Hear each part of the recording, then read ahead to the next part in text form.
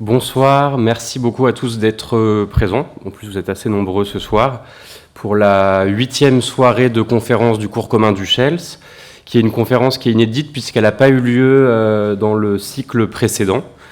Et ce soir, on a le plaisir de recevoir Alma Pierre Bonnet, qui est maître de conférence en civilisation britannique à l'université Lyon 3 et qui va nous parler de récits et narration dans le discours politique, de comment le storytelling ordonne le désordre du monde. Merci. Bonsoir à toutes et tous. Merci beaucoup d'être là. Merci beaucoup pour l'invitation. Et c'est un vrai plaisir d'être à Sciences Po Lyon ce soir, parce qu'avant d'enseigner à Lyon 3, j'ai eu la chance d'enseigner un petit peu à Sciences Po Lyon. Donc c'est un peu un retour aux sources. Ça fait toujours plaisir.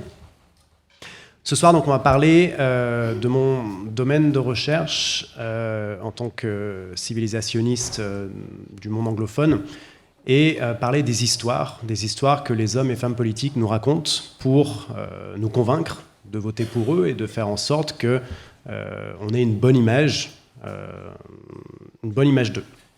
On a tendance à croire que les histoires, c'est avant tout pour les enfants et que nous, adultes, on est guidé avant tout par notre raison plutôt que par nos émotions. Le but de cette conférence, c'est de remettre en cause cet a priori. Donc, dans son introduction générale à la narratologie, Monica Fludernik explique que le cerveau humain est construit de telle manière que le processus de compréhension de nombreuses choses, relations complexes dans le monde est facilité par l'utilisation de séquences narratives, de métaphores et d'analogies. Grâce à sa valeur ordinatrice, la narration, le récit, le fait de raconter des histoires, nous fournit une structure épistémologique fondamentale qui nous aide à donner un sens, à donner du sens à la diversité et à la multiplicité déroutante des événements, et à produire des modèles explicatifs pour ceux-ci. Les mythes fondateurs d'une société, tout autant que les histoires que l'on raconte aux enfants, nous permettent d'ordonner la complexité d'un monde qui, naturellement, est chaotique.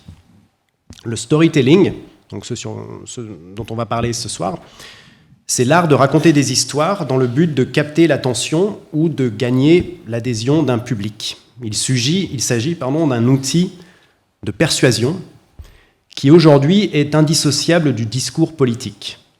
Le storytelling, c'est probablement l'arme de persuasion massive la plus efficace, mais aussi la plus simple à mettre en place pour transformer l'image d'un homme ou d'une femme politique.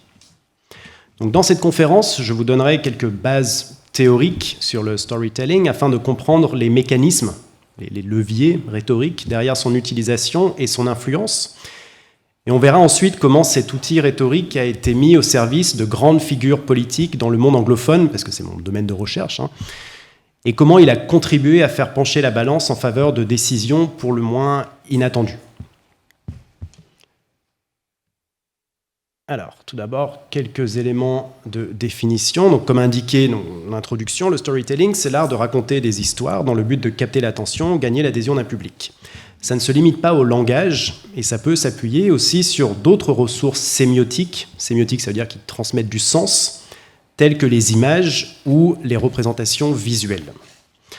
En politique, le storytelling joue un rôle clé dans la formation de l'éthos d'un politicien, c'est-à-dire son image publique, celle qui nous vient à l'esprit lorsqu'on évoque le nom d'un homme ou d'une femme politique en question.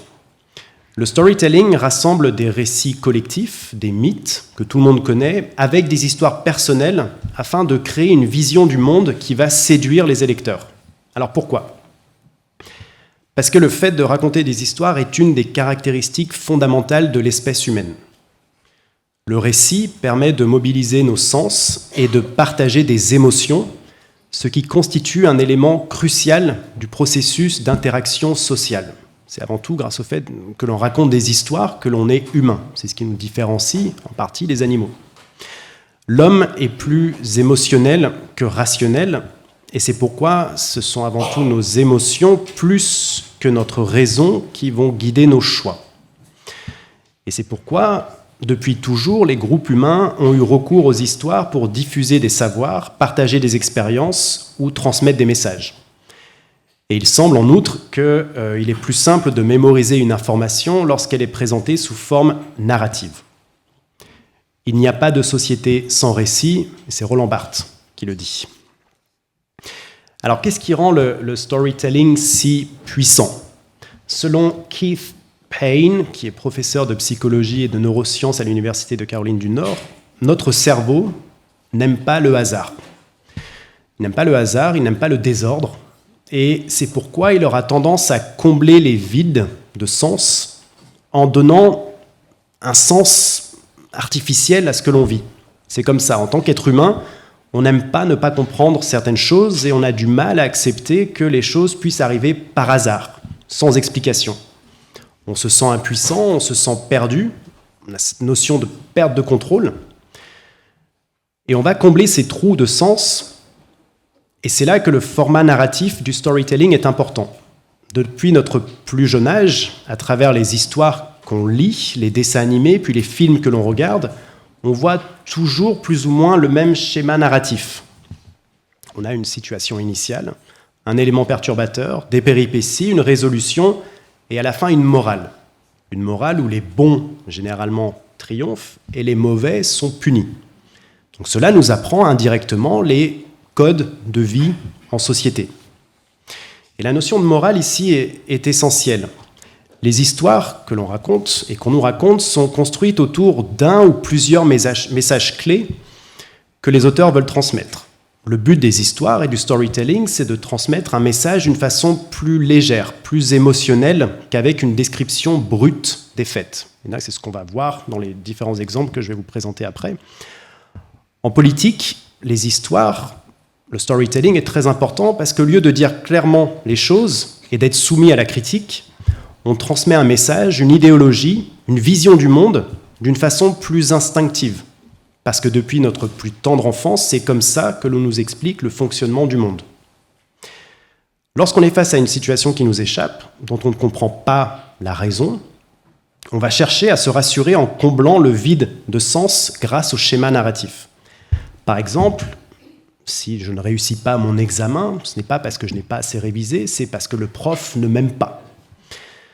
Ce qui fait de moi une victime, innocente évidemment, et le prof devient le méchant de l'histoire. Selon le schéma traditionnel des histoires, on sait que le méchant sera puni au final et que la victime sera secourue aussi à la fin. Donc ça nous rassure et ça nous empêche parfois aussi de voir la réalité, de nous remettre en question. Et ce genre d'approche, c'est aussi ce qui nourrit les théories du complot. La réalité ne nous plaît pas, nous inquiète, nous est incompréhensible. On va donc chercher une autre interprétation des faits, qui est évidemment fausse, mais qui nous rassure parce qu'elle va éliminer l'aléatoire, elle va éliminer le hasard, elle va éliminer le désordre. Et fondamentalement, elle va éliminer la reconnaissance de notre propre faiblesse et de notre manque de connaissances. Si on va aux États-Unis, par exemple, il est difficile pour pas mal de gens, ce qui est normal, d'accepter une perte de statut social qui, pour certaines personnes, qui à cause de la mondialisation ont perdu leur boulot, ont perdu leur place dans la société, et la reconnaissance et le sentiment d'appartenance qui va avec. Et plutôt que de voir la réalité pour ce qu'elle est, à savoir les conséquences négatives de la mondialisation qui font de vous de simples pions sans importance, il est plus rassurant de se dire qu'il y a un complot de l'État profond pour vous maintenir la tête sous l'eau et vous empêcher d'occuper la place qui, normalement, devrait être la vôtre. Et en plus, si on ajoute les usual suspects, comme les juifs, les francs-maçons, les Illuminati, les reptiliens, on crée des boucs émissaires qui permettent de canaliser la colère et maintenir un semblant d'ordre social. Tout ça pour vous dire qu'en période de crise, en période de doute existentiel ou plus simplement de coup dur, le schéma narratif que l'on connaît depuis notre enfance nous rassure. En politique, le storytelling a une dimension persuasive très importante pour plusieurs raisons. Et on peut penser à identifier plus ou moins 4 leviers principaux de persuasion. Tout d'abord, lorsque l'on écoute une histoire, lorsqu'un homme ou une femme politique va nous raconter une histoire, et qu'elle est relativement crédible, se produit ce que le poète anglais Samuel Taylor Coleridge appelle « the willing suspension of disbelief », ou, traduction française, la suspension consentie de l'incrédulité. Il s'agit, alors ça c'est selon Wikipédia, c'est pas top comme source, mais la définition est pas mal. C'est l'opération mentale effectuée par le lecteur ou le spectateur d'une œuvre de fiction qui accepte, le temps de la consultation de l'œuvre, de mettre de côté son scepticisme. C'est très important pour l'homme et pour la femme politique. Grâce au schéma narratif, on va pouvoir plus facilement faire accepter un discours, puisque les interlocuteurs mettent de côté leur esprit critique et acceptent plus volontiers ce que vous leur dites. Il devient alors plus aisé, plus facile de transmettre un message politique sous couvert du schéma narratif. C'est merveilleux. Deuxième avantage du storytelling, pas des moindres, c'est que l'être humain a tendance à s'identifier au personnage de l'histoire. Comme ça, lorsqu'on va écouter une histoire, on va avoir tendance, pas toujours, mais généralement, à s'identifier au personnage de l'histoire, et donc à partager les émotions, mais aussi le point de vue du héros notamment. Donc en narrativisant son propos, l'homme ou la femme politique peut se placer au centre de l'histoire, en devenir le héros ou l'héroïne, avec lequel le public va pouvoir s'identifier et être plus enclin à partager les émotions et surtout les opinions politiques. Troisièmement, il y a l'idée de personnification. Lorsque des hommes ou des femmes politiques utilisent des histoires connues, ils s'identifient aux personnages principaux et ils sont associés aux vertus du héros. De même, leurs adversaires politiques deviennent les méchants de l'histoire dans une vision manichéenne du monde. Et très souvent, les récits politiques s'appuient sur des personnages connus qui sont associés à des attitudes, à des valeurs stéréotypées. Et c'est pourquoi Pauletta et Callahan s'appuient sur la notion d'allusion pour expliquer la dimension persuasive des récits. En effet, comme les histoires reposent au final sur un nombre limité d'éléments clés, on a vu, le schéma narratif, c'est toujours plus ou moins le même. Lorsqu'on entend une histoire, celle-ci va naturellement évoquer d'autres histoires, parfois plus profondes, voire aussi des mythes ou des éléments fondateurs d'une communauté. Philip Sargent nous explique que le storytelling en politique, les histoires que vont créer les hommes et les femmes politiques, reposent sur deux grands archétypes narratifs. Le premier, c'est ce qu'il appelle « overcoming the monster », c'est-à-dire destruction du monstre, où la survie d'une communauté est mise en danger par un monstre. Alors, peu importe, parce que ça peut être le monstre, et l'orateur identifie ce monstre, le combat et triomphe, ce qui lui permet d'acquérir le statut de héros et de chef de la communauté. Le deuxième archétype que l'on retrouve la plupart du temps dans les discours politiques, c'est « from rags to riches », des guenilles à la richesse. C'est une sorte de voyage initiatique selon lequel l'orateur parvient à surmonter des épreuves, notamment dans son enfance, ce qui lui confère une nouvelle fois le rôle de héros grâce à l'expérience et à la sagesse acquise. Et on retrouve ces deux archétypes dans toutes les cultures. C'est un élément fondamental de l'espèce humaine, ce qui donne à ces deux archétypes une dimension universelle et intuitive.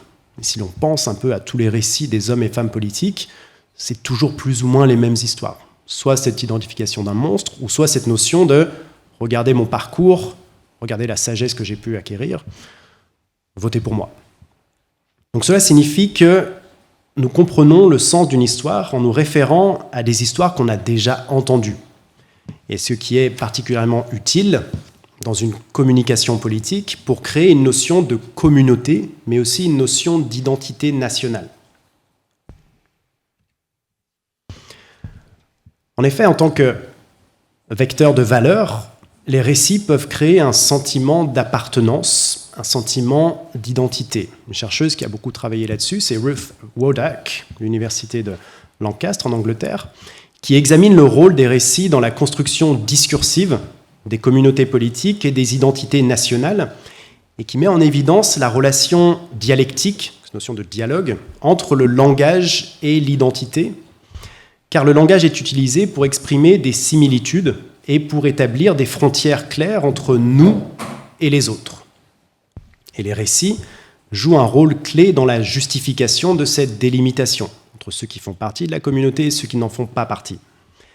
L'identité nationale, en tant que construction discursive collective, est généralement indépendante de critères plus objectifs, comme la langue, la race, l'uniformité culturelle. Elle se matérialise très souvent par des récits collectifs sur des éléments fondateurs d'une communauté, réels ou fictifs, qui procurent à une communauté donnée un sentiment d'appartenance, mais aussi une propension à exclure les autres de ce collectif imaginaire. Donc on crée les identités nationales à travers les valeurs que l'on partage, mais aussi en rejection de ceux qui ne font pas partie de cette communauté nationale. Ainsi, l'identité nationale, en tant que concept sociopolitique moderne, est une construction mentale et discursive qui ne s'appuie pas sur des choses vraiment concrètes. Elle n'est pas figée, important aussi, la notion par exemple d'identité nationale française n'est pas la même aujourd'hui qu'elle pouvait être il y a 20 ans, 30 ans ou 50 ans. Elle est recréée dans des contextes spécifiques, ce qui signifie qu'elle est produite, reproduite, transformée et déconstruite par le discours. C'est à travers le discours, avant tout à travers les histoires que l'on va construire cette notion d'identité nationale.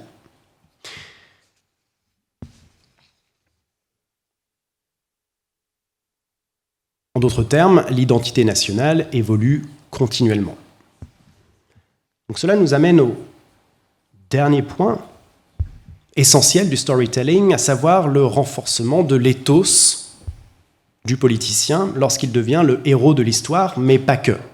Évidemment, lorsqu'il est héros de l'histoire, voilà, centre des débats. Mais en devenant aussi storyteller, celui qui va raconter les histoires, l'homme ou la femme politique est de fait en position d'autorité et de contrôle, puisqu'il ou elle est en charge de raconter l'histoire. Donc le storyteller est actif, il fait en sorte que les choses avancent, il contrôle la narration, contrôle l'histoire, alors que le public, lui, est passif et reçoit l'histoire tout en s'identifiant au héros. Il y a cette notion, là aussi, dialectique très importante dans le storytelling. Donc voilà pourquoi le storytelling est un élément essentiel du discours politique et pourquoi les spin doctors, donc ces experts en communication politique, vont chercher à créer un récit autour de leurs clients afin de nous séduire et de nous persuader qu'il s'agit en effet du bon candidat pour lequel voter. Je vais vous donner à présent quelques exemples de storytelling. Je ne vais pas trop vite, c'est bon, j'ai l'impression d'aller... Non, c'est bon. Très bien. Alors, comme je vous ai dit, étant donné que moi, mon domaine de recherche, c'est avant tout le monde anglophone, je me concentre avant tout sur des exemples américains pour que ça parle au plus grand nombre, un peu britannique aussi. Mais dans les différents exemples que l'on va voir, il y a un schéma récurrent. Il y a un problème d'image pour l'homme ou la femme politique, ou pour la situation qui est difficile pour un homme ou une femme politique, qui exige une transformation de l'opinion publique qui va être fournie par le storytelling. On va voir comment ça marche. Le storytelling, au final, le fait de raconter des histoires, c'est aussi vieux que la politique, mais dans l'ère récente, celui qui a su en tirer le plus parti, du moins des pionniers dans ce domaine-là, c'est le président américain Bill Clinton. Étant donné que c'est en ligne, est-ce que je peux quand même interagir avec... Ouais.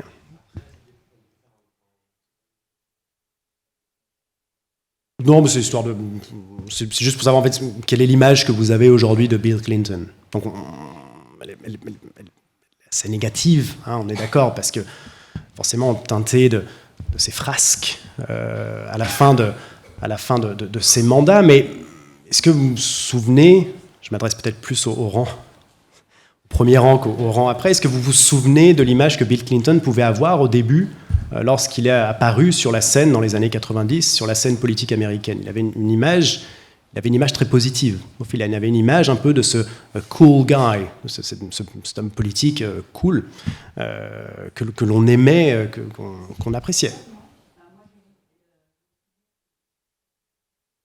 Oui, c'est ça. Voilà, on va parler du contexte, mais il était dans un contexte de polarisation du débat politique aux États-Unis, et lui, il avait cette image plutôt de... Voilà, on calme, tout va bien se passer. Il avait cette intention de feel good, de faire sentir bien. Et donc, cela a été possible notamment à travers les histoires qu'il a racontées. Parce que le génie de Bill Clinton, c'est d'avoir été capable de créer une connexion émotionnelle avec le public, avec les Américains, mais pas que. Un peu comme l'homme ou la femme politique à l'ancienne qui se rend sur les marchés et que tout le monde connaît. Bill Clinton, lui, a réussi à faire ça au XXe siècle et à la télévision. C'était pas facile, mais il a quand même réussi à le faire.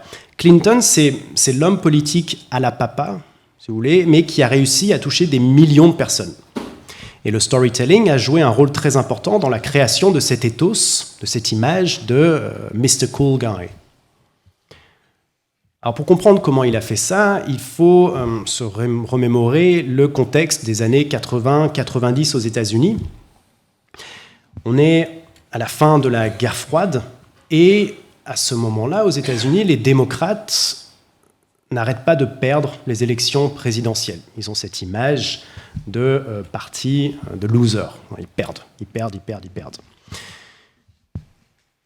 Les républicains, eux, sous la présidence de George Bush Sr., se posent comme les garants de la loi et de l'ordre après les excès et les violences des manifestations pour les droits civiques des années 60, fin des années 60. Et ils se montrent aussi comme ceux qui vont gagner l'opposition contre l'ennemi communiste. La ligne d'attaque préférentielle des républicains, c'était de dire que les démocrates sont des hippies, sont des communistes, et que leur nouveau chef, Bill Clinton, est un symbole de la décadence américaine, puisque lui-même a profité au maximum des années 60. Sex, drug and rock and roll. Ce qui est vrai, il en a profité au max. Le spin doctor, donc le conseiller en images démocrate Stanley Greenberg, a découvert que Bill Clinton avait un problème d'image.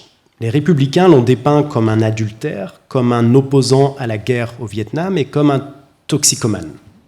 Là, il n'était pas vraiment, mais bon, il avait fumé un petit peu, il avait eu 2-3 aventures, il avait profité des années 60. Et pour les républicains, il personnifiait la déviance de la contre-culture des années 60. Il violait les normes structurelles des années 50. Il n'était pas digne de confiance en tant que patriote et en tant que personne capable de gérer l'économie. Cependant, en faisant ses recherches, ils se rendent compte qu'à travers des études d'opinion, des groupes de discussion, que les électeurs, au final, ne connaissaient pas vraiment Bill Clinton.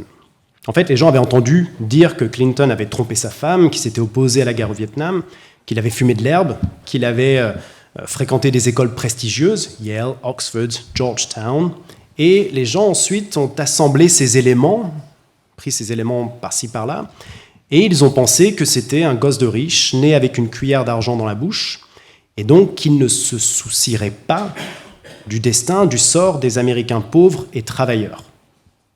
La solution à ce problème, voilà, ils n'arrêtaient pas de perdre, il fallait trouver une solution. La solution repose sur ce que Samuel Popkin a appelé la théorie de la rationalité à faible niveau d'information. Donc en anglais, c'est Low Information Rationality.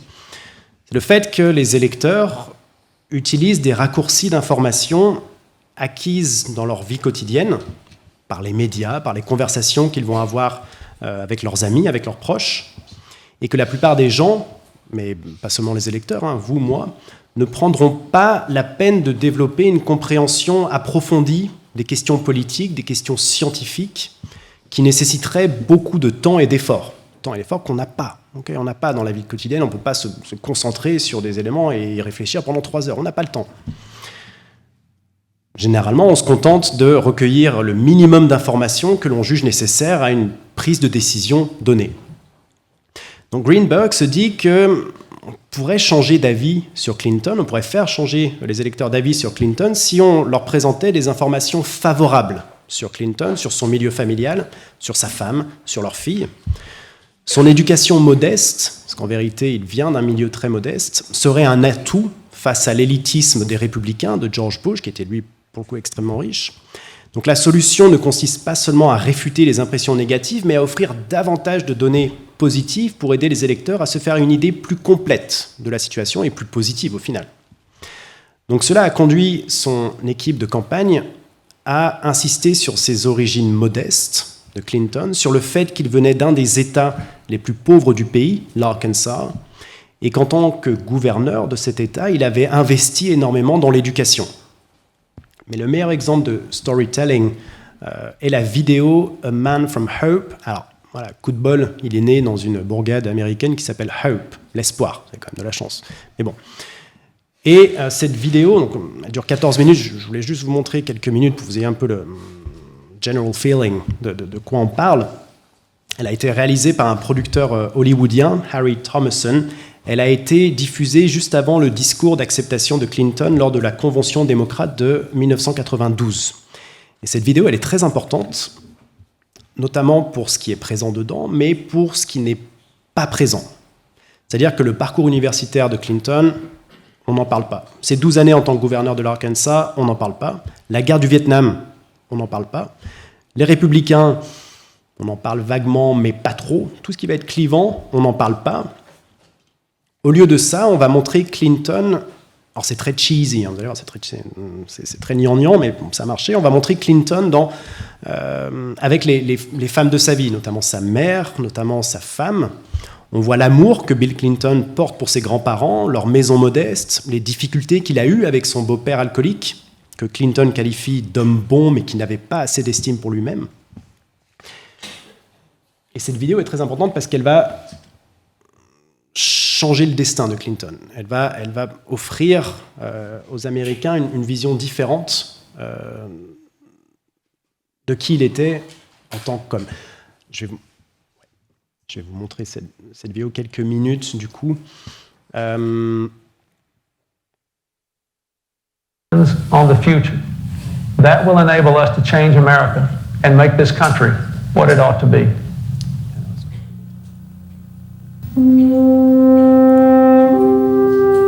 I was born in a little town called Hope, Arkansas, 3 months after my father died. I remember living in that old 2-story house where I lived with my grandparents. I remember going to my grandfather's grocery store and a big jar of Jackson cookies that were there on the shelf. It was a wonderful little small town where, you know, it seemed that everybody knew everybody else. And it was just segregated like all southern towns were then. And I remember my grandmother and grandfather opposing the closing of Central High School to keep black students out. They were for integrating the schools. It was interesting, my grandfather had a grade school education. And my grandmother had graduated from high school from a tiny little school out in Bodcar, Arkansas. His grandmother just valued education above all else. I mean, from the time Bill was in a high chair, she had, like playing cards tacked up on the drapes in the kitchen area where she fed Bill, and she would tell him what the numbers were, and she would read to him all the time, so that he was able to read at a really young age, in part because his grandmother valued it so much and helped him so much. They didn't go around and see the world and become broad-minded. They did it out of the depth of their experience and their heart, and I was always really proud of them. On August the 18th, 1946, I walked to the Malcolm Theater in downtown Hope to see a picture called Tomorrow is Forever. And it must have been prophetic because the next day, Bill was born. You know, when you lose your husband, you never ever think you're going to get married again, never. And I kept looking at this child and didn't feel that I was going to be able to earn enough money. She went back to New Orleans to finish her nursing education. She became a nurse anesthetist. And it was, tough for her to leave me.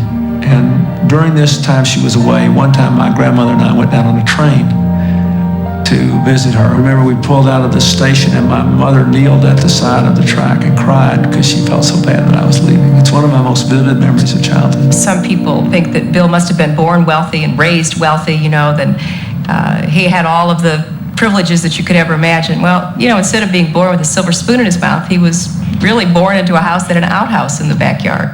My stepfather, as you know.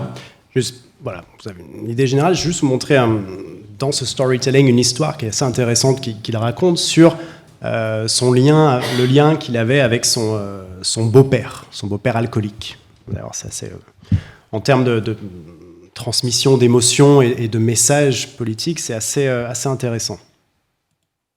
We had some problems growing up, but he was very good to me. Roger Clinton was an alcoholic, a good man, and if he ever loved anything in this world, it was Bill. When I was in the 9th grade, I think he got violent with my mother one night, and I just bulled through the door and told him he wasn't going to do that anymore. I just said, Stand up, I have something to say to you. And obviously he couldn't stand up. And so he got in his face and he said, Daddy, if you're not able to stand up, I'll help you. You must stand to hear what I have to say. And some way or other he stood. And Bill told him then, don't you ever, ever lay your hand on my mother again. Voilà, on peut questionner la véracité de cette histoire. Pour ceux qui n'ont pas forcément un niveau d'anglais suffisant pour comprendre, l'idée c'est qu'un jour, donc, son beau-père alcoolique a été violent avec sa mère, et Bill Clinton, donc, qui était haut comme 3 pommes, est allé le voir alors que lui était en train de tituber, était assis dans une pièce en train de tituber, et il lui a dit mets-toi debout, j'ai quelque chose à te dire. Voilà, déjà un niveau de maturité très fort. Mets-toi debout, dans le sens que si je dois te parler, il faut que tu sois debout pour qu'on puisse avoir une conversation d'homme. Donc là aussi, on transmet des valeurs, des messages importants. Il lui a dit mets-toi debout, si tu n'arrives pas à te mettre debout, je vais t'aider à te mettre debout, mais il faut que tu sois debout pour que tu puisses entendre ce que j'ai à te dire. Donc là aussi, la notion de on ne va pas attaquer une personne qui est au sol, il faut qu'elle soit debout pour qu'on puisse bien lui parler. Il lui dit tu ne referas plus jamais ça à ma mère, et il l'appelle Daddy, alors que ce n'est pas son vrai père, il l'appelle Daddy, montrant aussi une connexion émotionnelle avec lui. Donc voilà, vous voyez que cette vidéo, qui a été donc diffusée lors du congrès de la Convention démocrate, juste avant qu'il soit élu président des États-Unis, a réussi à convaincre les gens, en partie, à convaincre les gens que Bill Clinton n'était pas un gosse de riche, que ce n'était pas quelqu'un complètement hors sol, mais que c'était quelqu'un qui avait ses racines dans l'Amérique profonde, quelqu'un à qui on pouvait faire confiance, quelqu'un qui avait des valeurs très profondes, des valeurs de famille, des valeurs de partage, des valeurs aussi des valeurs vraiment positives, okay, pour contrer le discours républicain qui le montrait comme un fumeur de marijuana et un adultère. Mais cette vidéo, ce n'est au final que le début de cette campagne basée sur le storytelling. Et pendant la campagne, les républicains ont dépeint Clinton comme l'incarnation du pire des années 60, à l'origine du déclin américain que Nixon et Reagan avaient réussi à éviter.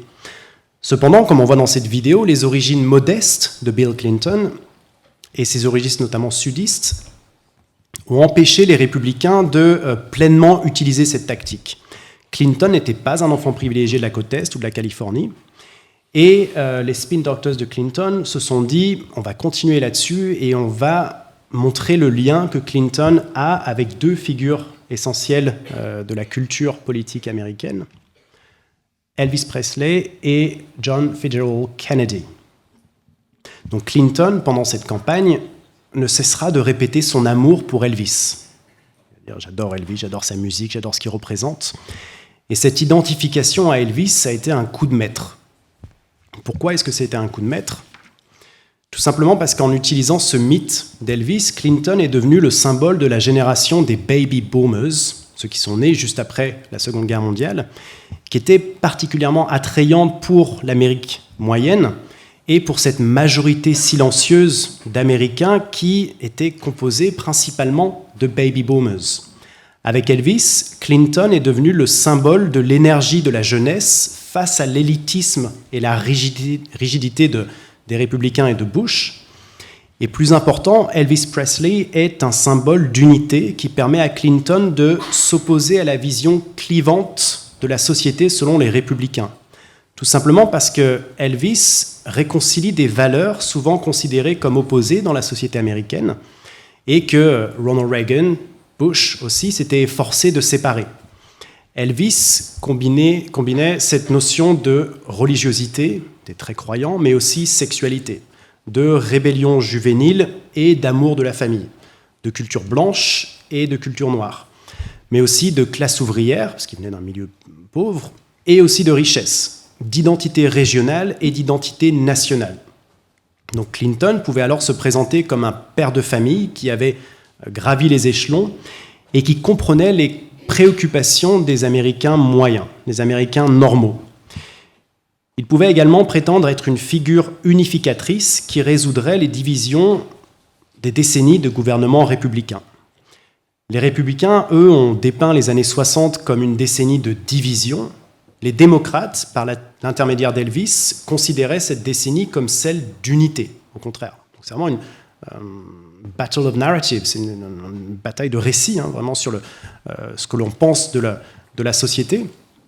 Et cela a renforcé le sentiment de corps générationnel parmi les baby boomers, qui pensaient maintenant que leur rêve d'adolescent pourrait devenir une réalité sous la présidence de Bill Clinton. Clinton s'identifie également à JFK, Kennedy, et il partage de nombreuses similitudes avec Kennedy en termes d'âge, en termes d'éducation, de volonté de changer la politique après des décennies de domination républicaine. Et l'invocation de JFK par Clinton a également contribué à la création d'un récit historique qui présente Bill Clinton comme le rédempteur des meilleurs espoirs des années 60, plutôt que d'un participant aux activités de la contre-culture. En prenant Kennedy comme modèle, Clinton a contré le récit républicain de perte de grandeur en disant que si le pays allait mal, c'était parce que le pays n'était plus dirigé par un démocrate, parce que Kennedy était un symbole de réussite. Donc en se concentrant sur Elvis et sur Kennedy, Clinton a pu incarner le bon côté des années 60 avant la violence des dernières années. C'était une période de rébellion, une période d'expérimentation, mais aussi une période d'espoir, une période d'amour, une période de liberté. De leur côté, les républicains n'ont pas apporté de réponse cohérente. Bush, par exemple, n'était pas un grand fan d'Elvis. Ça, c'était une aubaine pour Bill Clinton. Parce que Bill Clinton pouvait se présenter comme le représentant des jeunes baby boomers face à la figure autoritaire et paternelle du républicain. Et la plupart des baby boomers, dans leur jeunesse, avaient connu cette situation et pouvaient donc s'identifier à Bill Clinton.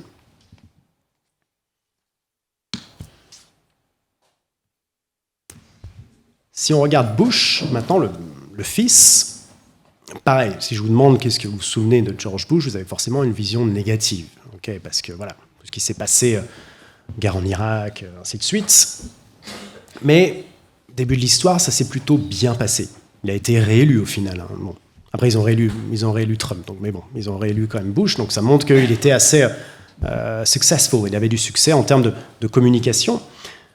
George Bush, c'est le fils donc, de George Bush Sr., et au début, il n'était pas destiné à faire de la politique. C'était un étudiant moyen, contrairement à Clinton, qui était quelqu'un de brillant. Bush, étudiant moyen, il avait réussi à ne pas aller faire la guerre au Vietnam. Il était devenu homme d'affaires, il avait travaillé dans l'industrie pétrolière au Texas, mais il n'avait jamais vraiment réussi en tant qu'homme d'affaires. Il avait également eu des problèmes avec l'alcool, et il avait été arrêté pour conduite en état d'ivresse en 1976. Et c'est sa femme, Laura, qui lui permet de revenir dans le droit chemin, notamment grâce à la religion. Il devient born-again Christian en 86 et il remplace la bouteille par la Bible. Là aussi, c'est une belle histoire. En 94, Bush veut se présenter au poste de gouverneur du Texas. Alors, il n'avait aucune chance. Il n'avait aucune chance, okay, pour tout ce que je viens de vous dire, il n'avait aucune chance, mais il avait la seule chance qu'il avait d'être entouré de conseillers brillants, pas toujours honnêtes, mais brillants, Karen Hughes et Karl Rove, en particulier. Donc ce Karl Rove, c'est une figure très importante de la politique américaine, c'est un spin doctor extrêmement puissant, peut-être l'un des plus puissants de l'histoire. Il est surnommé l'architecte, le cerveau de Bush, le Mr. Co-President, monsieur co-président. Et en fait, ce que va faire Rove, c'est modeler Bush, le rendre éligible. Et lorsqu'il s'est présenté au poste de gouverneur, Rove a réuni une équipe de spécialistes pour lui enseigner les tenants et les aboutissants de la politique. Et en une semaine de cours intensifs, Bush a appris tout ce qu'il y avait à savoir sur le budget, la gestion, la politique locale et ainsi de suite. Ça a marché. Bon. Lorsqu'il s'est présenté pour l'élection présidentielle, là, c'était un peu plus difficile quand même. Et Rove a compris que Bush, encore, avait un problème d'image et qu'il ne pourrait pas être élu en tant que candidat ordinaire. Ce n'était pas un candidat ordinaire parce qu'il avait mené 3 entreprises à la faillite, il était associé à des transactions boursières un peu douteuses, donc on ne pouvait pas vraiment se baser sur son expérience en tant que chef d'entreprise. Il s'était glissé dans The Champagne Unit, l'unité Champagne de la garde nationale aérienne au Texas, alors que les gens de son âge étaient envoyés au Vietnam pour faire la guerre. Lui, il avait réussi, grâce à papa, de ne pas être envoyé là-bas. Il a été gouverneur du Texas, le Texas n'était pas réputé pour la qualité de l'éducation, pour les soins de santé, pour l'alphabétisation. Et ses erreurs verbales, notamment, sont toujours légendaires. Donc lorsqu'on a un candidat comme ça, c'est quand même très très difficile de réussir à convaincre les gens de voter pour lui. Donc ce que Karl Rove va faire, il va transformer la marque Bush. Il va transformer Bush en une marque positive qui va attirer les gens. Donc c'est-à-dire, au lieu de dire que c'était un diplômé de Yale, dire qu'il venait d'une famille très riche du Connecticut, Bush va être présenté comme un Texan au caractère bien trempé. Au lieu de montrer sa maison immense sur un domaine plus grand que les propriétés de Kennedy and Carey réunies, Bush va dire à tout le monde qu'il vit sur un ranch et que c'est un peu un cow-boy, là aussi, travailler avec le récit américain. Et au lieu d'essayer de défendre le fait que c'était le seul candidat à la présidence à avoir été condamné pour crime, le fait de conduire en état d'ivresse, l'équipe de Bush va déplacer le débat sur l'adultère du président Clinton. Alors Bush, lors de ces élections, va être en concurrence avec Al Gore. Al Gore, qui était l'ancien vice-président de Bill Clinton. L'équipe de Bush va exploiter au maximum les scandales de Clinton. Au lieu de se défendre, de dire « Ok, notre candidat, il n'est pas top, mais regardez ce qu'on vous propose à côté, c'est encore pire ». Et Al Gore, très rapidement, va être accusé d'être malhonnête, d'être un menteur. Donc il va réussir à être élu. Et ce qui est intéressant, c'est de voir comment il va être réélu. Comment il va être réélu en 2004, parce que ces élections de 2004 sont très importantes. Elles ont été profondément marquées par les attaques terroristes du 11 septembre. Et ces attaques terroristes aux États-Unis ont accru la peur, la demande de sécurité de la part du public, mais aussi ces attaques ont produit un sentiment de communauté, parce que le pays s'est serré les coudes pour surmonter la crise. Donc la stratégie de l'équipe de Bush visait à capitaliser sur les réactions positives du public quant à son rôle de commandant en chef après le 11 septembre, et à souligner l'optimisme patriotique de Bush et à le dépeindre comme un bon père de famille à la foi chrétienne sincère. Pour Karl Rove, il y a 3 questions fondamentales qui comptent pour les électeurs. Pas plus, il n'y a que 3 éléments importants. Le premier, c'est le candidat, est-ce qu'on a affaire à un leader fort ? Bush l'a démontré pendant le septembre, il avait cette image de commandant-chef, donc là, ok, on tique. Puis-je lui faire confiance et se soucie-t-il des gens comme moi ? Alors, pour montrer ça, il faut une connexion émotionnelle. Et là, Bush a eu une chance assez incroyable. Alors, est-ce que ça a été mis en scène ? Ça a été utilisé après, d'avoir là aussi une vidéo qui va devenir virale, on ne parlait pas de virale à l'époque, mais qui va lui permettre de répondre aux 2 dernières questions. Cette vidéo, je vais la montrer, elle dure 1 minute, elle n'est pas très longue. Voilà, qui a été utilisée ensuite par sa campagne, et c'est la... Ashley Story. L'histoire, techniquement, c'est... la femme de ce monsieur est morte pendant le 11 septembre. Et Bush était à une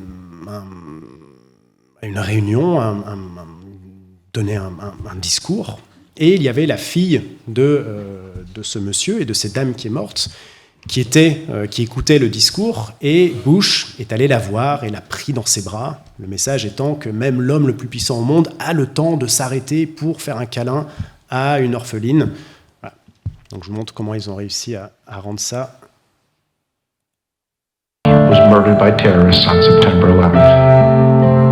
The Faulkner's daughter Ashley closed up emotionally. But when President George W. Bush came to Lebanon, Ohio, she went to see him, as she had with her mother 4 years before. He walked toward me and I said, Mr. President, this young lady lost her mother in the World Trade Center. And he turned around and he came back and he said, I know that's hard. Are you all right? Our president took Ashley in his arms and just embraced her. And it was at that moment that we saw Ashley's eyes fill up with tears. He's the most powerful man in the world, and all he wants to do is make sure I'm safe, that I'm okay. What I saw was what I want to see in the heart and in the soul of the man who sits in the highest elected office in our country. Progress for America Voter Fund is responsible for the content of this message. Là aussi, il y a tous les ingrédients. Okay, il y a tous les ingrédients pour convaincre les gens. On voit cette Bush en position donc, de majesté, mais aussi en position de force. Hein, on le voit avec un pompier juste après le 11 septembre, et on voit que voilà, il commençait à partir, mais il turn around, il se retourne, il voit cette jeune fille un peu en détresse, et il va la voir, il la prend dans ses bras, elle se met à pleurer. Alors, c'est extrêmement cheesy, mais voilà, à niveau émotion, c'est quand même très fort. Alors, est-ce qu'il a eu une chance incroyable de tomber sur cette fille, qui est une caméra juste à ce moment-là ? En tout cas, ça lui a servi. Ça lui a bien servi. Son adversaire, lui, était John Kerry, et il était dépeint comme quelqu'un de faible, quelqu'un d'indécis. Donc, lorsqu'on va opposer George Bush, quelqu'un qui est très fort et qui se soucie des petites gens, à ce John Kerry qui, lui, change d'avis comme de chemise, ben voilà, ça a permis à Bush, ça a lui donné des billes pour se faire réélire en 2004. Troisième exemple, je trouve particulièrement intéressant parce que c'est vraiment mon domaine de recherche, c'est la campagne du Brexit. Je trouve ça vraiment intéressant parce que les histoires qui ont été racontées à ce moment-là ont permis de faire en sorte que les gens votent pour quelque chose qui, au final, n'est pas dans leur meilleur intérêt. On se dit souvent, hein, les gens ont voté, mais au final, ils s'en mordent les doigts. Lors de la campagne du Brexit, les gens ont voté pour le Brexit avec les yeux ouverts. On leur a dit clairement, voilà ce qui va se passer si vous votez pour le Brexit. Ils ont quand même voté pour le Brexit. Bon, on va essayer de comprendre un petit peu les ressorts émotionnels, les histoires qui ont été racontées pour convaincre les Anglais qu'il fallait voter pour sortir de l'Union européenne.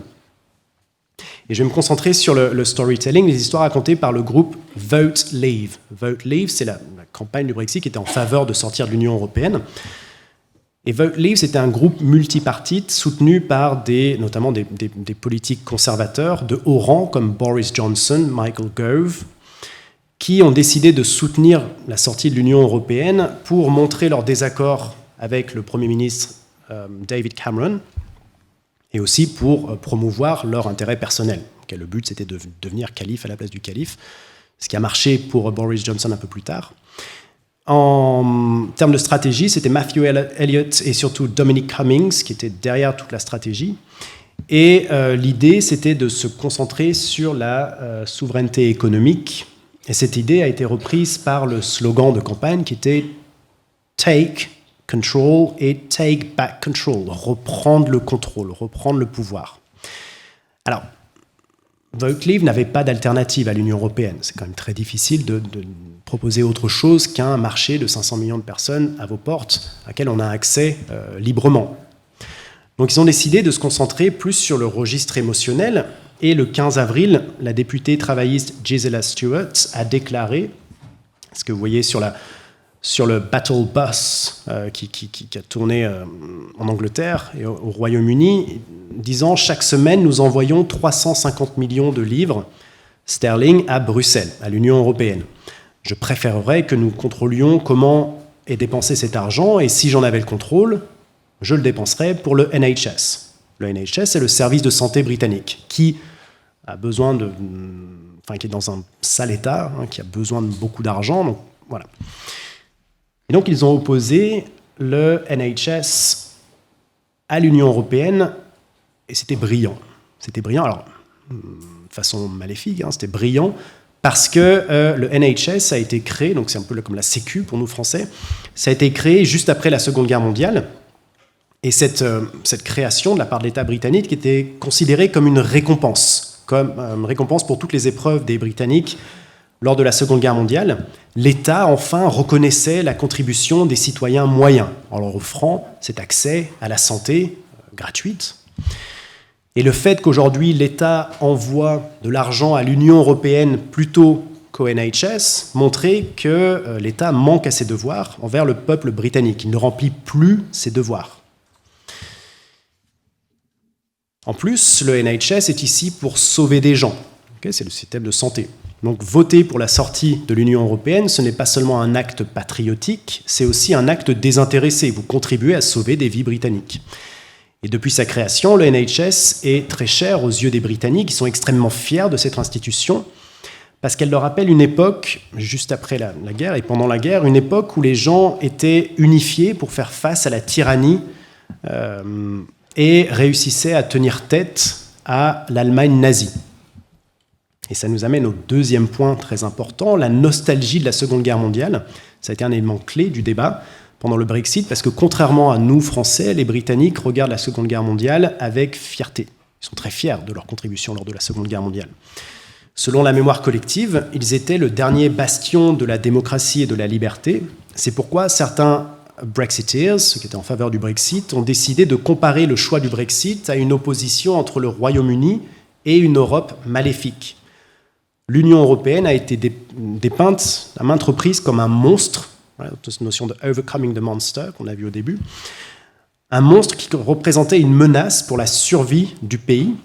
Et pour ça, Churchill, notamment, est devenu une figure très importante du débat. Et les Britanniques, notamment les Brexiteers, ont essayé de deviner quel camp aurait soutenu Winston Churchill. Si vous avez Churchill de votre côté, ça signifie que vous parlez pour l'âme du pays. Okay, c'est vraiment un symbole très puissant là-bas.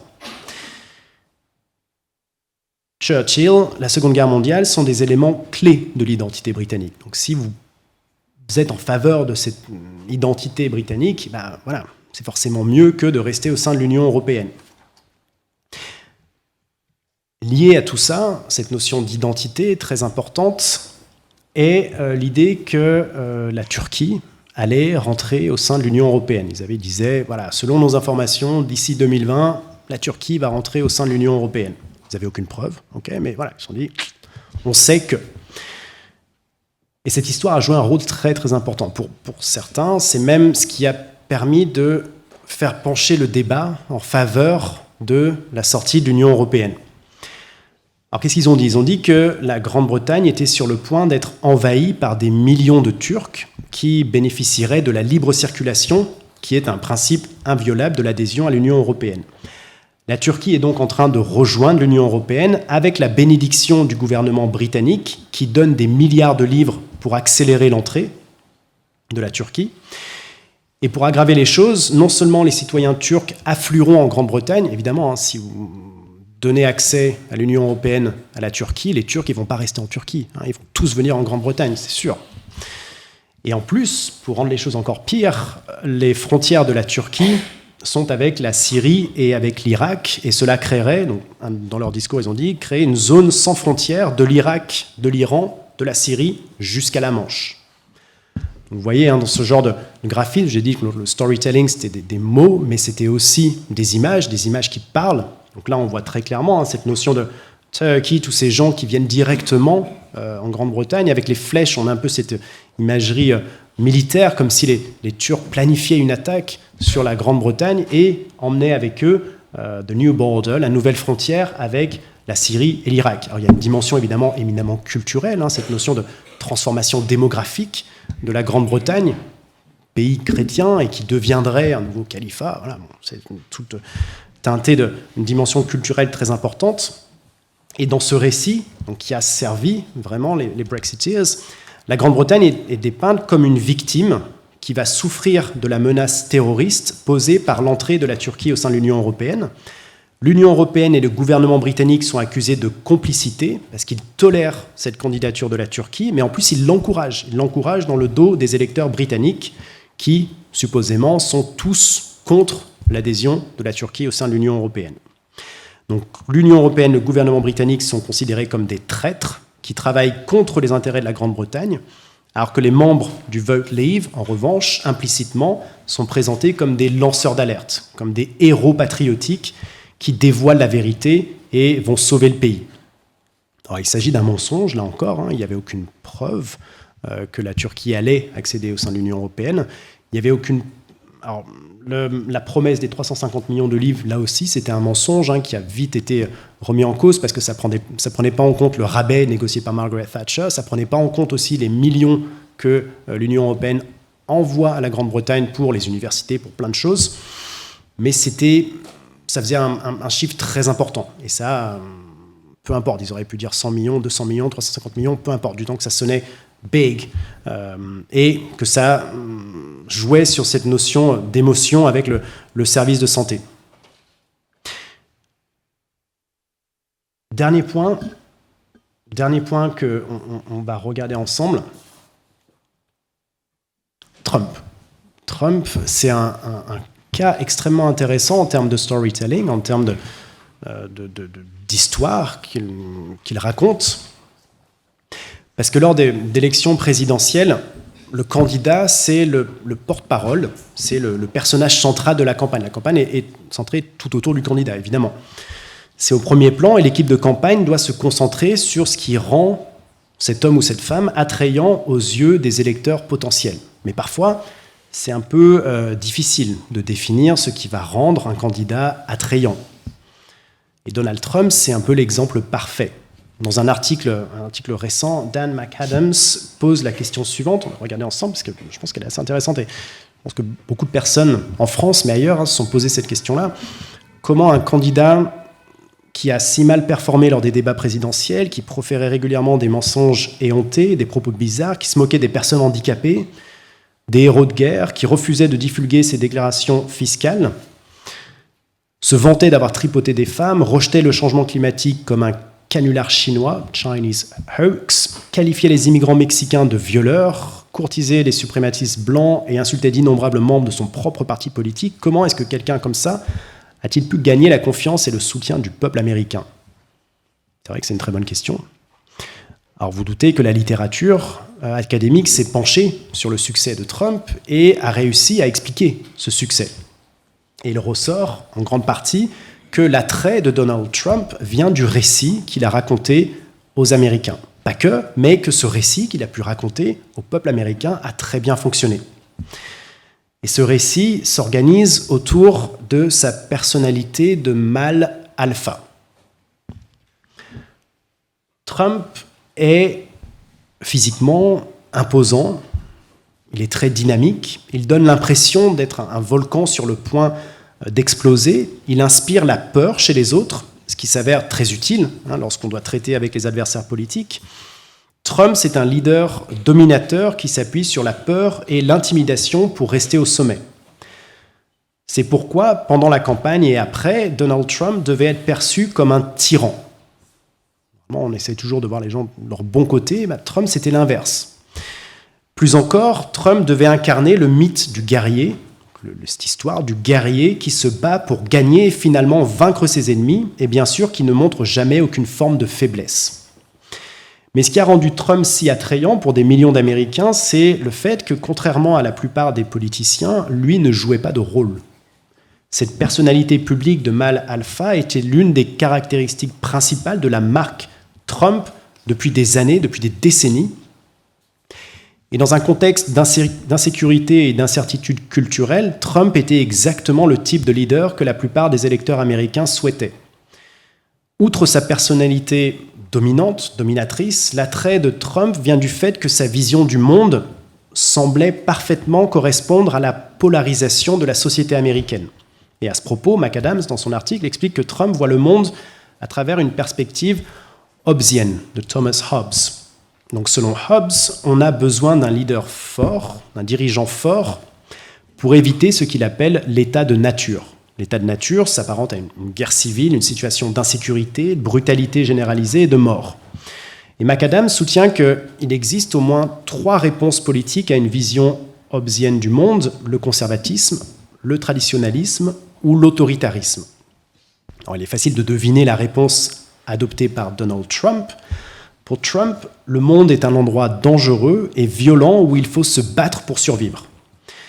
Donc avec cette approche autoritaire, avec l'autoritarisme, une autorité dominante, généralement incarnée par un leader fort, même fort physiquement, est là pour protéger le peuple du danger et prendre soin des besoins du peuple afin de renforcer l'identification du groupe.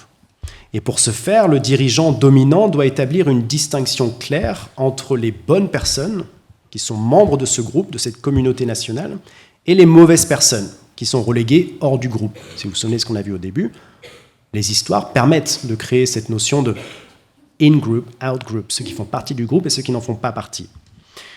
Mais le succès de Trump repose sur des bases encore plus anciennes, très solides, notamment grâce à la création d'une marque personnelle puissante.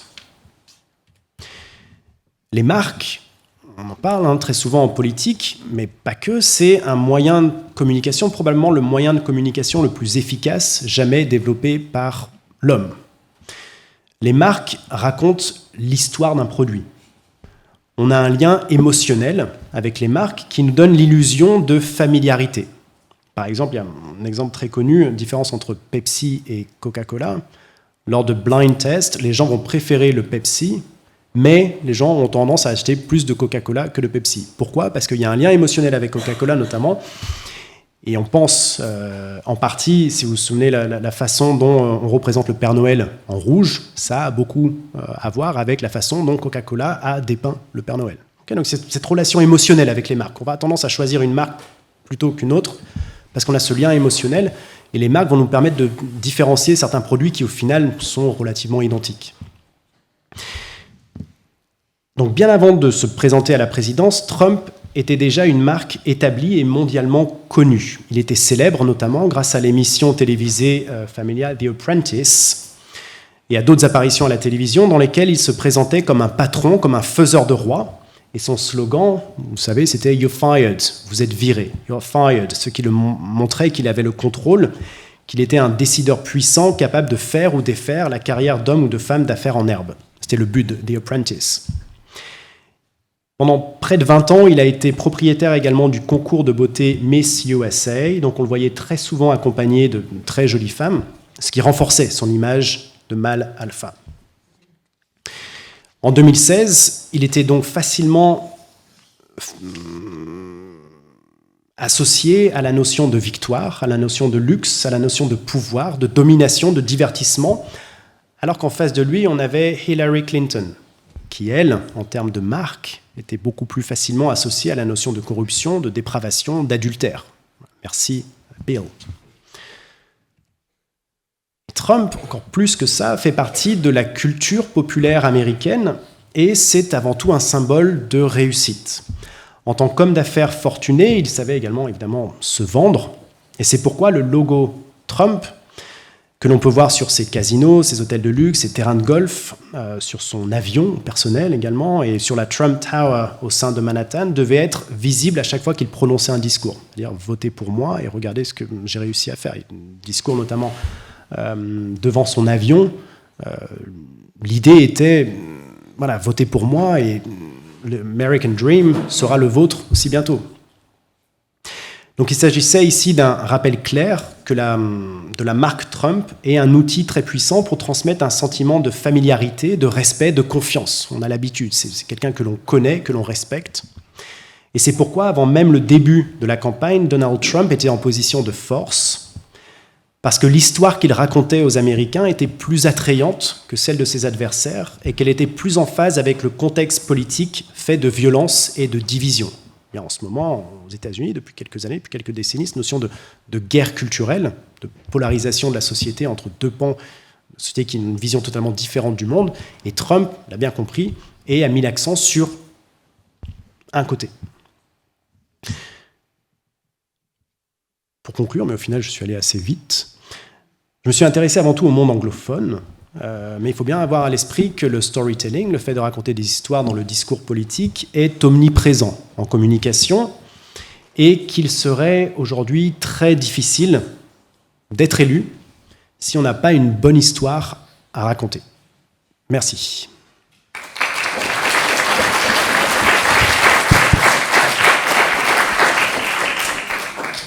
Merci beaucoup pour cette conférence vraiment passionnante. Et ben ça laisse pas mal de temps pour aussi, je pense que c'est un sujet qui s'y prête particulièrement, pas mal de temps pour des échanges.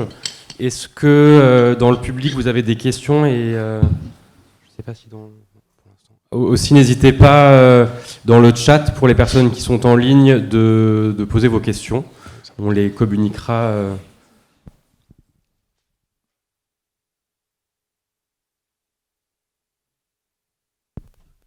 Merci. Bonsoir. Moi, j'avais une question concernant tout le discours Rags to Riches que vous avez montré, surtout sur Bill Clinton. Comment est-ce que vous expliquez que des discours qui sont aussi peu subtils fonctionnent aussi bien sur le plus grand nombre ? Oui, évidemment. Enfin, c'est une très bonne question. Pourquoi est-ce que ça marche ? Alors là, dans le cas de Bill Clinton, cette notion de Rags to Riches, cette notion de j'ai surmonté des épreuves qui ont été formatrices pour moi. J'ai appris beaucoup de la vie qui n'a pas été simple. Ce qui me donne ce statut de sagesse, ça fonctionne parce que ça nous parle en fait. Ça nous parle. Alors là, évidemment, lorsqu'on regarde avec nos yeux d'aujourd'hui, si on faisait cette vidéo, on dirait, écoute Bill, c'est pas forcément très subtil. Peut-être que ce que propose Trump aujourd'hui, dans 20 ou 30 ans, on aura un regard tout autant critique. Mais au final, si on regarde par exemple les 4 études de cas que je vous ai présentées, et pour en avoir plein d'autres, sont toujours ces mêmes stéréotypes qui reviennent. Donc Rags to Riches, c'est extrêmement simple pour Bill Clinton. Okay, je viens d'une famille pas forcément très simple, j'ai réussi à m'élever et avancer. Pour Bush, c'est aussi un peu la même idée. Voilà, j'ai eu des difficultés avec l'alcool, mais pour autant, j'ai réussi à me relever et maintenant, je suis là, je suis quelqu'un de fort. Pour Brexit, c'était cette notion de il y a un monstre européen, il va falloir le battre, il va falloir faire en sorte de surmonter tout ça. Pour Trump, c'est exactement la même chose. Il y a un monstre démocrate, de pensée gauchisante qui essaie de corrompre vos enfants, ainsi de suite. Il faut le battre. Et moi, je vais me mettre dans ce chemin et je vais me battre pour vous. Ça marche parce que c'est la façon dont... c'est une dimension universelle. Dans tous les mythes, il y a toujours cette notion... on peut penser à des histoires que l'on nous raconte. Il y a très souvent soit cette opposition avec un monstre auquel on va triompher, ou soit cette notion de j'ai acquis, j'ai marché... les métaphores de journey métaphores, les métaphores de marche et d'avancement, notamment, sont très présentes dans les discours politiques. C'est le chemin que l'on doit prendre, il va y avoir des difficultés, il va y avoir des montagnes à escalader, ainsi de suite. Et ça marche tout le temps. Si on pense aux grands problèmes récents, par exemple Covid, ça a été... ce que nous dit, par exemple, Emmanuel Macron, nous sommes en guerre. Voilà, on crée un ennemi, on identifie un ennemi, on doit se battre contre cet ennemi, et en se battant contre cet ennemi, on devient soi-même héros, parce qu'on est au cœur de l'histoire, on devient le héros qui va battre cet ennemi et rétablir l'ordre. La situation initiale va être de nouveau présente, ça va être l'ordre dans la société. Voilà. Donc ça nous parle parce que voilà, on a été élevé comme ça. Toutes les grandes histoires, tous les grands films, c'est toujours basé sur ces histoires très très simples, au final, qui vont nous parler. Mais pourquoi est-ce que ça a marché ? Oui, c'est extrêmement cheesy. Enfin, on regarde ça aujourd'hui, c'est un peu cheap, mais ça a marché. Ma question est relative. Quand on voit la puissance du storytelling qui fait les rois et des bons spin doctors qui font les rois, comment peut-on imaginer qu'un jour le discours scientifique, qui globalement dit la vérité, puisse exister face à ça ? Lui faut-il des spin doctors ? Si oui, lesquels et comment les financer ? Puisque à l'évidence, plus on avance et plus le discours scientifique, semble-t-il, ce que je ressens moi, est un peu inaudible. C'était pas peut-être en dehors de votre présentation. Non, mais vous avez tout à fait raison, évidemment. Enfin, aujourd'hui encore, là, dans le Guardian, nous disent qu'on est sur le chemin pour atteindre, je crois, plus de 2 ou 3 degrés par rapport à ce qu'on devrait être aujourd'hui. Donc le discours scientifique n'est pas audible. Il n'est pas audible en partie, pas que, il n'est pas audible en partie parce qu'il fait moins appel à certaines émotions primaires que l'on pourrait avoir dans d'autres types de discours. C'est-à-dire que ce qui va fonctionner avant tout sont les émotions négatives. C'est ce qu'on voit dans les algorithmes, notamment sur Facebook. Ce qui va se propager plus facilement sont les nouvelles avec une dimension extrêmement négative en termes d'émotions. C'est plus facile.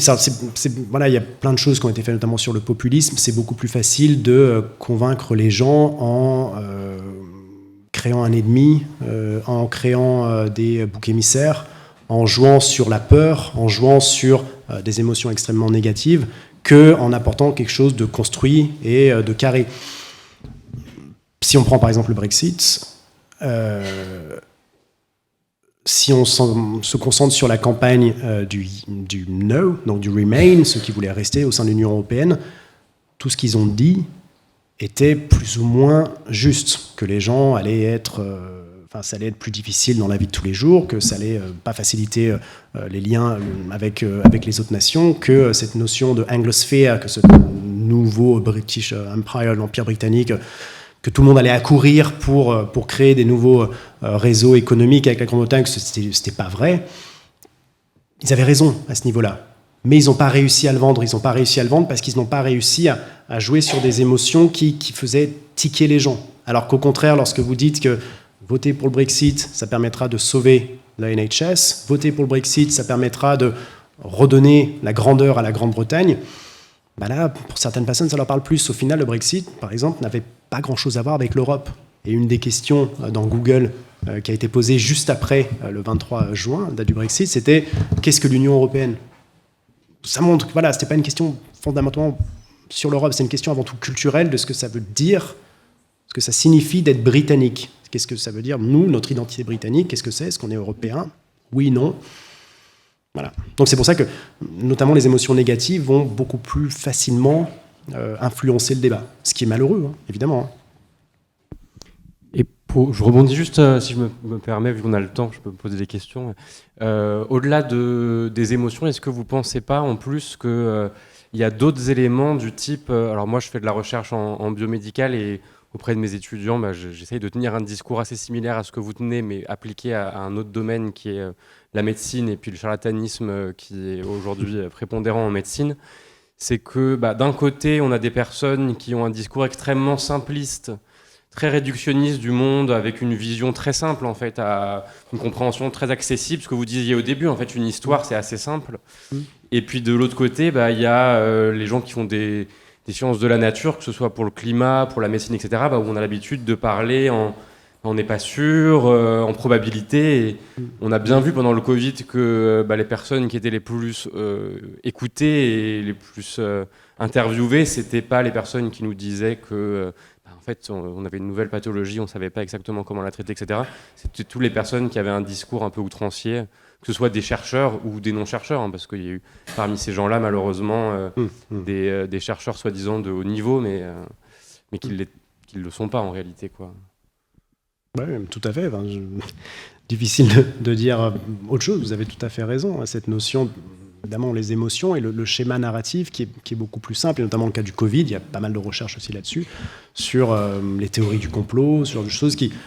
On a une période très difficile de doute. On dit qu'est-ce qui va se passer pour le futur, et c'est beaucoup plus simple de se raccrocher à l'idée que, en fait, c'est un complot des élites. On fait ça pour nous asservir, pour faire en sorte qu'on ne pose pas trop de questions, plutôt que de dire, voilà, c'est comme ça, les épidémies, malheureusement, ça arrive, mondialisation, ça joue aussi un rôle.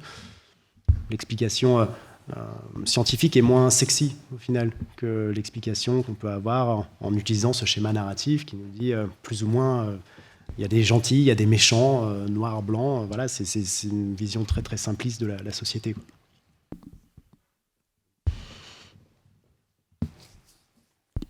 Merci.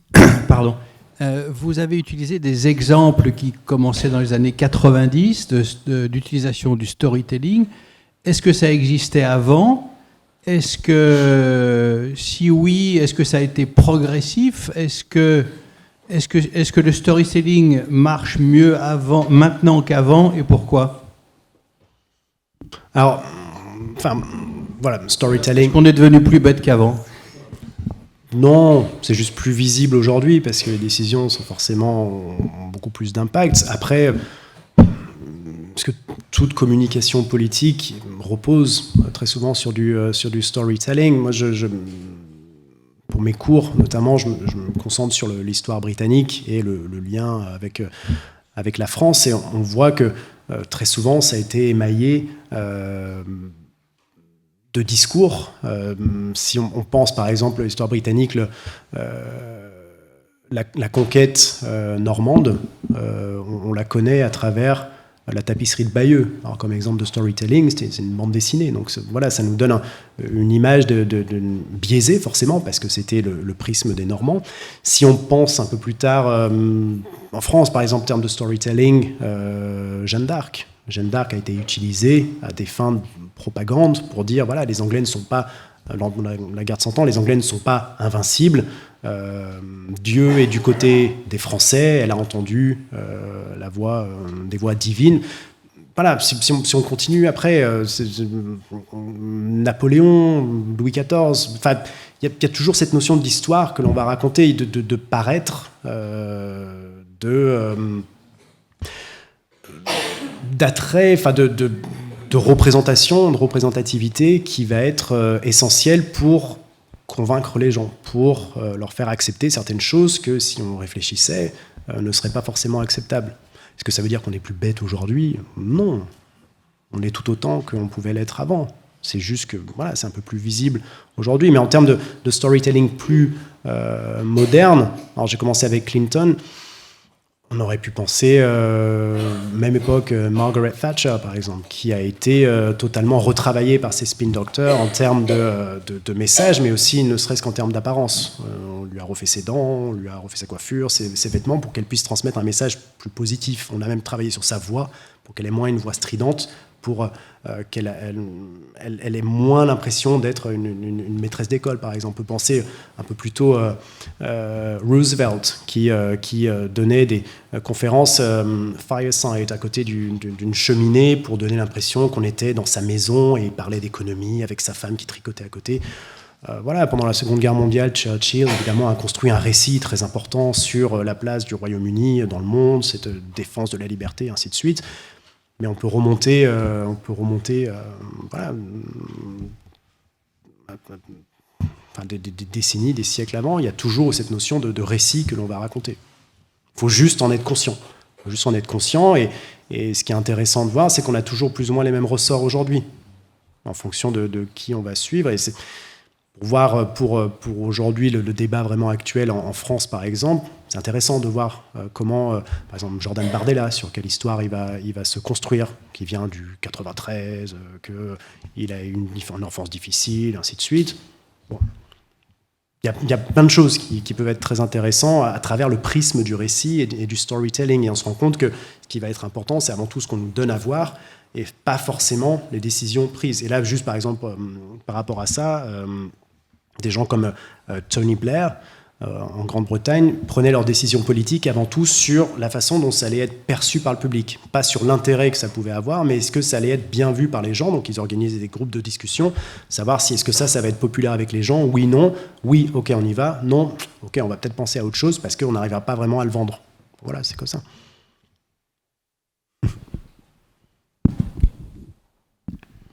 Ce qui m'étonne, me surprend, c'est que le storytelling est focalisé sur le personnage tel qu'il est aujourd'hui ou tel qu'il a été dans les années ou les décennies précédentes.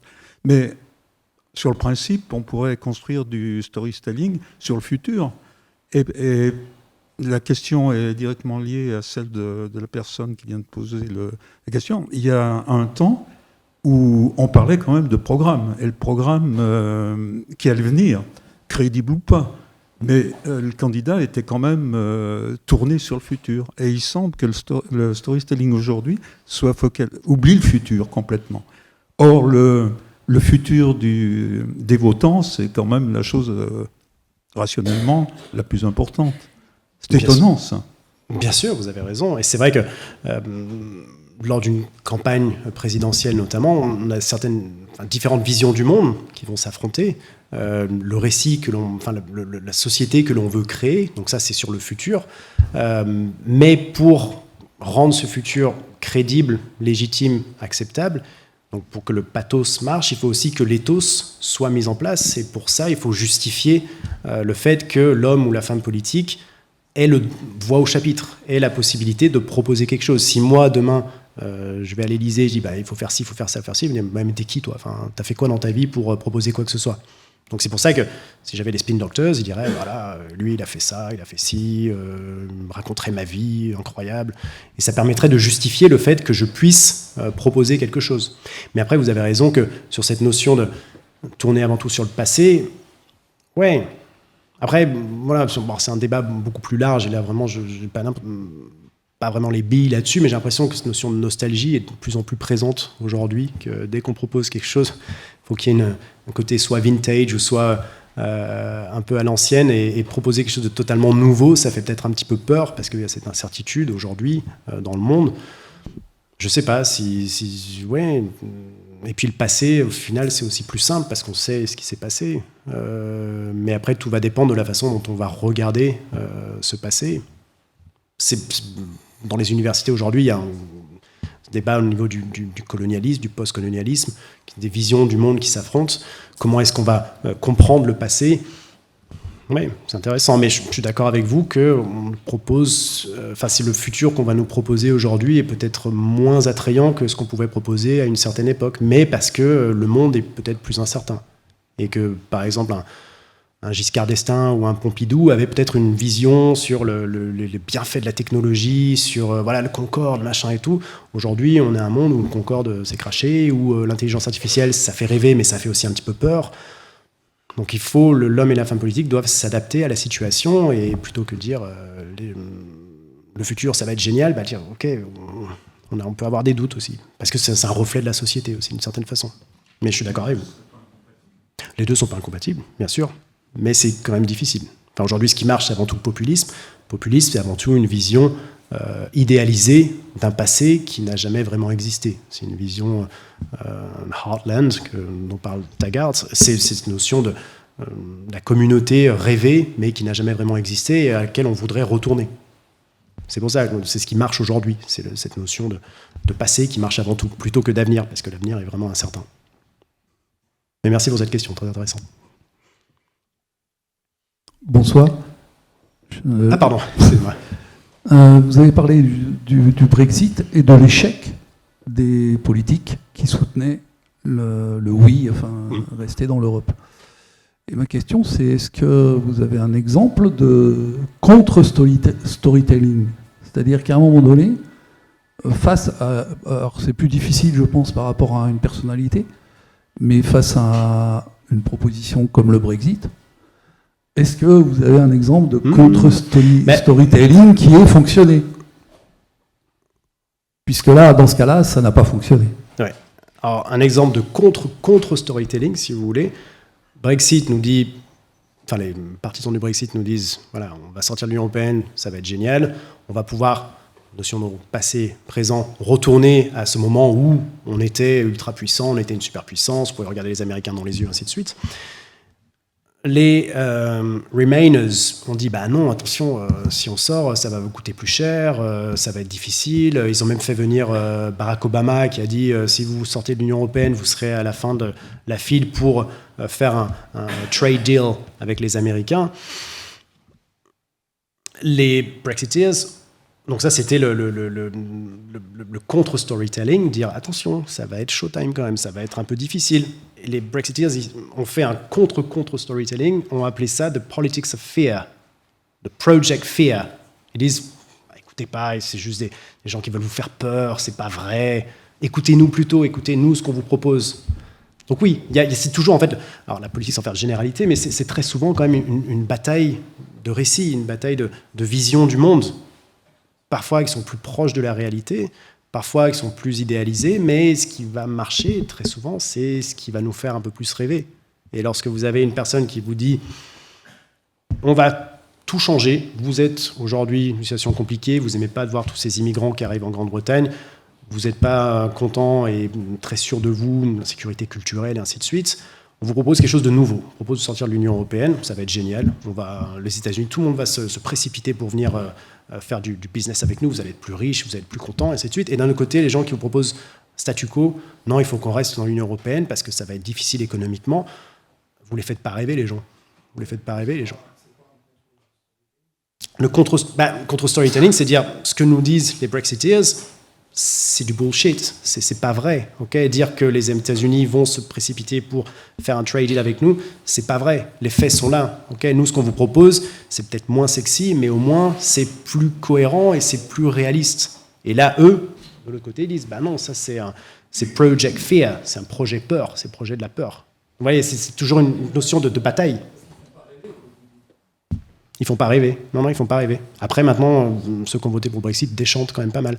Mais ce qui est intéressant de voir, c'est que Nigel Farage, donc, qui était une personne très importante lors du Brexit, à travers son parti de Reform UK, est en train de travailler sur les mêmes leviers que le Brexit. Et c'est pour ça que le Reform UK, aujourd'hui, a plus ou moins remplacé les conservateurs comme principale opposition des travaillistes en proposant un récit là, tout aussi simpliste d'une opposition entre la Grande-Bretagne, les envahisseurs étrangers. Alors maintenant, c'est difficile de parler de l'Union européenne parce qu'ils n'en font plus partie, mais dire que voilà, on va être envahi. Alors là, lorsqu'on va dire on est envahi, une notion notamment de small boat, je ne sais pas si des petits bateaux, ils appellent ça les small boats, les petits bateaux qui viennent donc de migrants. Ça aussi, ça fait référence à une histoire plus profonde de l'invasion des côtes britanniques par les nazis, évidemment, mais ça peut remonter encore plus loin. Les invasion scares, les peurs d'invasion sous Napoléon, la guerre de 7 ans, il me semble, où aussi il y avait eu ce contrôle de la Manche par les Français. Ils ont peur, les Britanniques, de se faire envahir, okay, parce que pendant toute leur histoire, ils ont eu ces vagues d'invasion. On travaille là-dessus, et puis ça marche. Parce que ça fait peur, et puis on propose quelque chose qui est irréaliste, mais qui vend du rêve, donc ça fonctionne, quoi. C'est très simpliste, mais voilà, très souvent ça marche. On peut l'appliquer à plein de domaines et à plein de pays différents.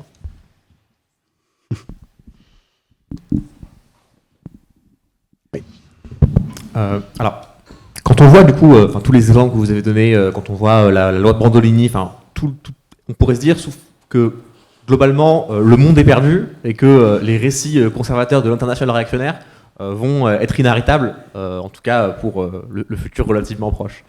Mais quand même, historiquement, il y a quand même des récits prospectifs progressistes qui ont marché, et il y a quand même des fantasmes qu'on a réussi à, un petit peu au moins, déconstruire. Je pense notamment, par exemple, là, ce qu'on a beaucoup avec les questions de genre, c'est un peu, il y a certaines dynamiques qu'on avait déjà vues avec les distinctions historiquement entre les races et les classes. C'est-à-dire qu'on essaie de justifier des politiques extrêmement discriminatrices par des récits, par des pseudo-savoirs scientifiques, etc. Et on a quand même réussi un petit peu, en tout cas dans la société occidentale, à rejeter ces récits et à déconstruire un petit peu le fondement, en tout cas l'acceptabilité de ces discriminations.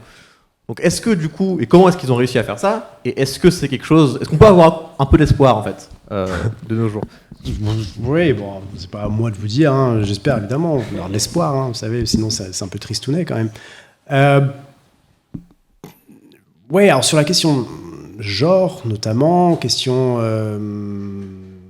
des colonialismes, ce genre de choses, c'est un récit évidemment très important, qui génère beaucoup d'attention.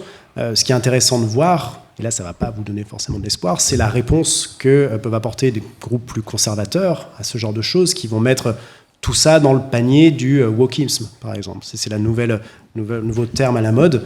En Grande-Bretagne, il y a ce qu'on appelle the war on woke, la guerre contre le wokisme, qui dit voilà, tous ces gens qui vont parler de genre, qui s'identifient, vous êtes homme et vous identifiez femme, pourquoi pas voiture ou quoi que ce soit, vont essayer de montrer jouer sur la peur, de dire toutes les normes sociales sur lesquelles vous êtes construit, notamment pour un public peut-être un peu plus âgé.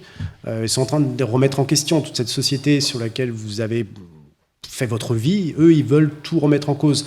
Donc travailler là encore sur la notion de peur, c'est ce qui fonctionne. Alors c'est ce qui fonctionne aujourd'hui. Peut-être que dans quelques années, le problème c'est que motif d'espoir par rapport à la politique aujourd'hui, non seulement c'est pas forcément ce qui marche, et est-ce qu'il y en a vraiment beaucoup? Enfin, si vous écoutez les nouvelles, les news, c'est réchauffement climatique, c'est guerre par-ci par-là. C'est difficile quand même de proposer un récit beaucoup plus positif des choses.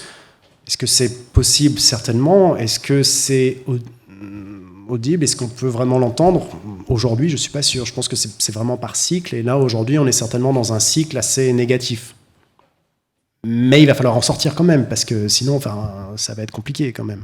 De rester toujours dans le négatif, toujours dans dès qu'on va proposer quelque chose de positif, de déconstruction, on va être forcément opposé par un discours conservateur qui vient de dire ah non, c'est pas vrai, ils cherchent à détruire votre culture, à détruire votre façon de penser. Bah oui, ça limite forcément le débat. Mais pour le fait, la notion importée des États-Unis de guerre culturelle est très importante pour comprendre la façon d'envisager la communication politique aujourd'hui. Le fait que c'est avant tout la question de culture qui est importante. Pendant très longtemps, en politique, la division était avant tout d'ordre économique.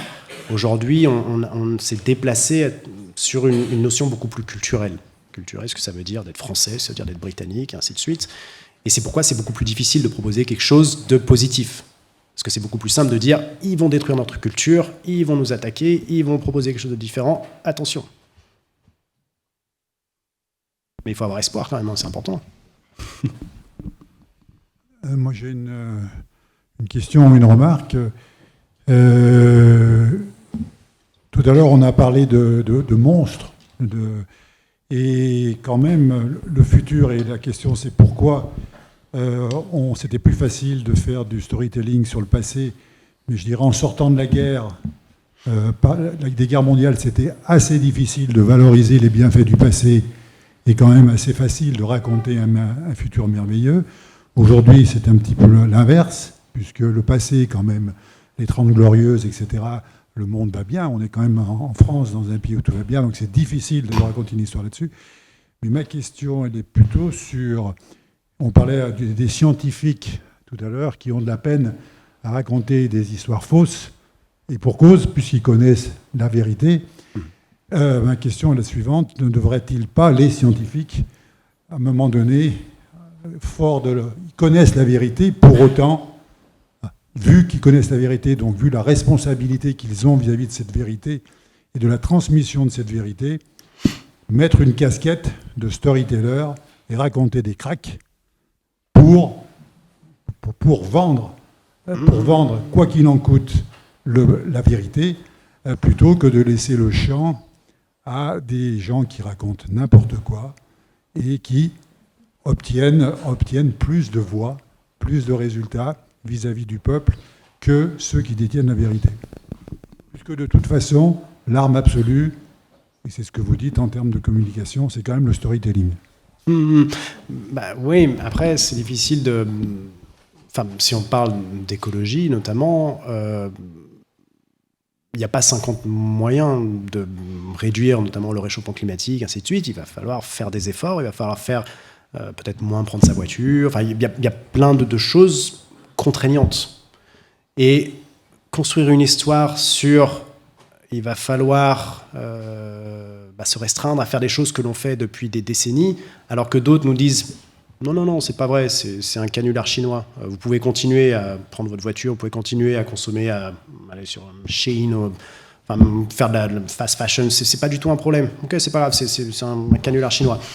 D'un autre côté, ça va être très difficile de créer une histoire qui va dire non, en fait, il faut plus, faire plus attention, il faut peut-être consommer moins de viande, Je suis d'accord, il faudrait que les scientifiques proposent une histoire différente, mais il faut qu'elle soit aussi audible. Et c'est beaucoup plus simple de dire bah non, continuez comme vous faites, tout ce qu'on vous raconte, c'est pas vrai. C'est en termes de facilité, en termes de et qu'est-ce qu'on veut nous. Enfin, ouais, c'est difficile. Puisque la vérité, parce que les scientifiques raisonnables, de mon point de vue, ils sont un peu prudents avec la vérité, et elle est un peu floue, la vérité. Elle est difficilement accessible, ils s'en rendent compte. Donc, ils sont prudents, ils vont pas vomir un discours idéologique sous couvert que ce soit la vérité, parce que c'est des scientifiques. Après, tout ce qui est recherche...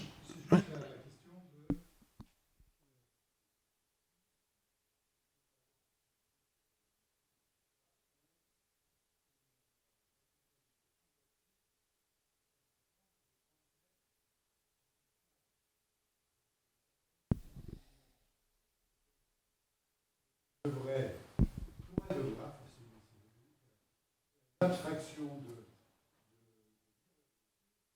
de menteurs professionnels pour construire comme les personnes qui l'histoire qui leur rendrait service à eux, dans le sens où ils étaient, mais qui serait n'importe quoi, je sais pas. On va envahir toutes les terres dans un an. Donc,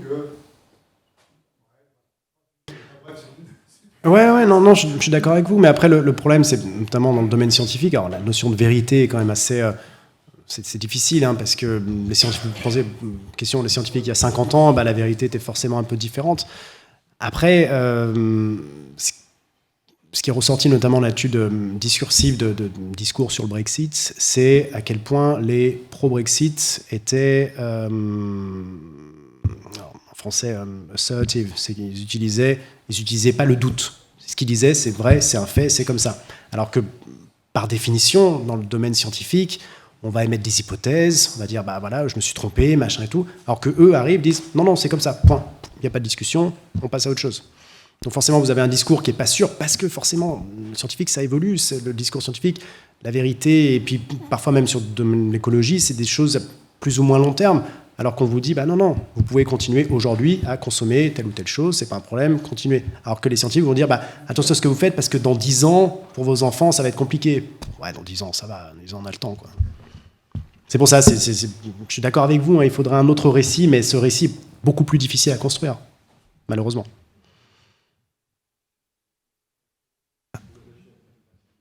Bonsoir, je vous remercie pour votre conférence. Dans quelle mesure la décision de David Cameron d'organiser le référendum sur le Brexit, dans le cadre de sa réélection comme leader des Tories, elle peut être interprétée comme un acte ayant temporairement contenu, plutôt que renforcer la montée du populisme et du storytelling politique au Royaume-Uni, au contraire de ce qui se passe en Europe continentale. Je vous remercie. Alors, cette décision d'organiser le référendum là, en 2016, c'est avant tout une décision de politique interne au Parti conservateur. C'est-à-dire que David Cameron est arrivé à la tête des conservateurs en 2005. C'était un parti qui était extrêmement divisé, qui avait une très très mauvaise image. Là aussi, en termes de storytelling, c'est extrêmement intéressant.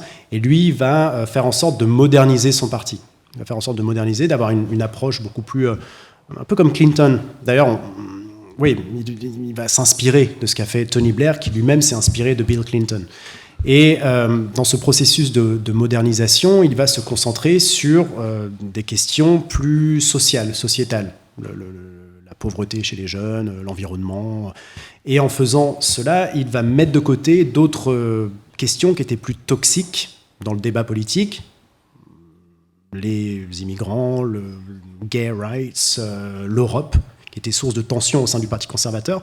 Et il s'est rendu compte, en arrivant au pouvoir, que cette question européenne continuait à gangréner le parti. Donc son idée en 2013, lors du speech de Bloomberg, où il annonce ce référendum, c'est de dire, OK, vous me cassez les pieds avec l'Europe, on va organiser un référendum, vous allez avoir le choix, et c'était avant tout à son parti qu'il parlait, vous allez avoir un choix, oui ou non, et après on passe à autre chose. Donc, il faut le voir avant tout plus comme une décision personnelle, pour dire je suis celui qui a réussi à mettre de l'ordre dans le parti, et une décision interne au Parti conservateur, pour pouvoir raconter une nouvelle histoire. Cette nouvelle histoire, c'est le Parti conservateur n'est plus le parti de Margaret Thatcher, qui était extrêmement violent contre les mineurs, contre ainsi de suite. Maintenant, c'est un parti moderne qui propose une vision moderne de la société. Voilà. Je voudrais réagir à mon voisin de droite, tout en comprenant très positivement ce que vous cherchez à faire, c'est-à-dire à défendre l'approche rationnelle et scientifique, et je suis tout à fait d'accord avec vous. Maintenant, quant à ce que vous proposez, si on rajoute du storytelling au storytelling, eh ben on arrivera à l'égalité, c'est l'irrationalité au carré. Et là, je suis un peu moins d'accord.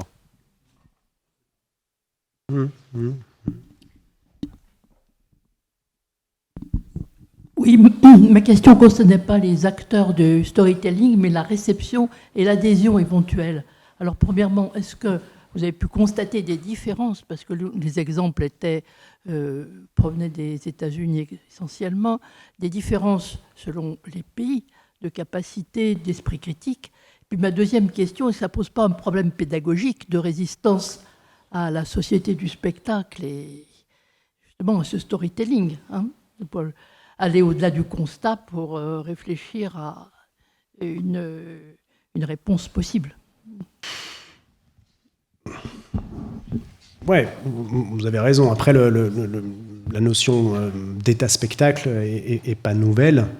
Et se dire que, si en filigrane, nous, Français, on a l'esprit des Lumières et on ne sera pas à même d'écouter ce genre de discours irrationnel de Donald Trump ou des partisans du Brexit.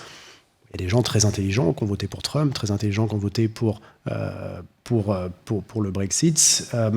L'intérêt du storytelling, c'est avant tout cet attrait aux émotions, c'est-à-dire qu'on dépasse le logos et on passe au pathos. Et là, on a beau être ultra intelligent, lorsqu'on va faire appel à nos émotions, des choses plutôt instinctives qui vont se produire, lorsqu'on va dire que votre culture est en danger, même si vous êtes très intelligent, ça va vous faire quand même réagir. Après, voilà, en France, pour le moment, on est épargné.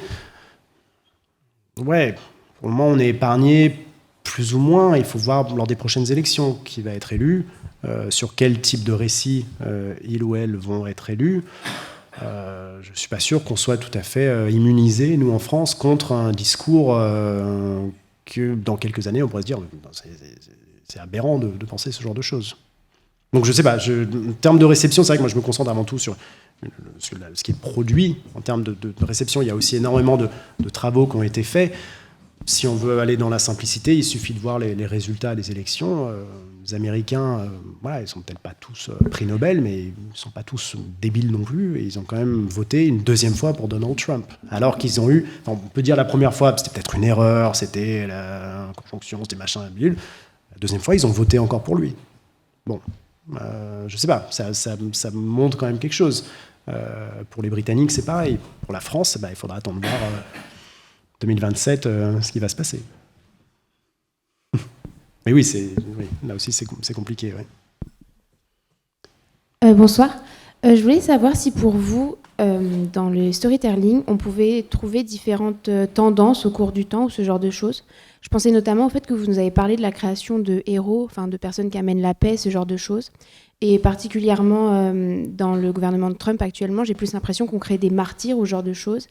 Que ce soit avec le tir qu'il y a eu dans l'oreille, ou je pensais par exemple à l'immense sépulture qu'il y a eu pour Charlie Kirk récemment et ce genre de choses. Et du coup, je voulais savoir si pour vous c'était une tendance et ce que ça pouvait traduire. Oui, c'est une question très intéressante. Je pense, alors là il faudra vraiment faire plus de recherches, mais je pense que le storytelling est le reflet aussi d'une société et d'une époque. Ce qui va marcher à un certain moment ne va peut-être moins fonctionner à d'autres moments. C'est vrai que Trump, alors pour le coup, lui, il y a quand même du bol, quoi. Il se fait tirer dessus et il fait toucher l'oreille, mais il fait une photo incroyable avec le poing levé et tout. Waouh, c'est quand même fort et ça lui permet notamment de séduire un électorat plus religieux en disant qu'il était protégé par Dieu, machin, ainsi de suite. Ouais, la création de martyrs, vous avez raison, hein, là aussi ça peut compter. Héros, martyrs, ouais.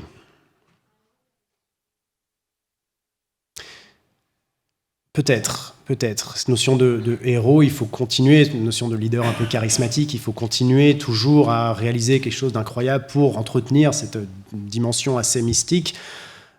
Alors, oui, après, si vous vous rendez compte de la baisse de popularité des gens qui se font élire, on se rend compte que la notion de héros, ça fonctionne, mais pas forcément très longtemps, parce qu'après, vous êtes confronté à la réalité, et puis ça s'effondre assez rapidement. On peut demander à Emmanuel Macron, par exemple. Voilà. Mais c'est pareil pour tous. Hein.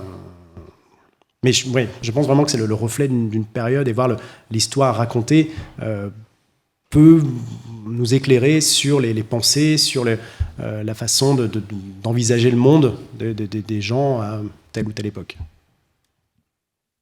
Merci à vous. J'ai une question sur le Brexit.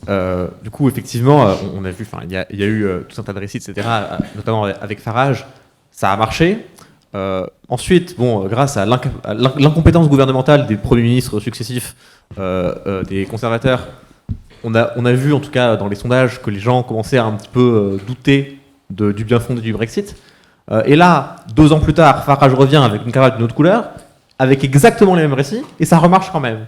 Et c'est pareil avec Trump. On a eu, ça a marché une fois. Ensuite, les gens se sont dit, en fait, c'était pas bien, on va quand même voter pour Biden. Et ça revient encore pire 4 ans après. Donc, est-ce que vraiment les gens ont la mémoire si courte et est-ce que si c'est le cas, on est condamné à avoir un cycle entre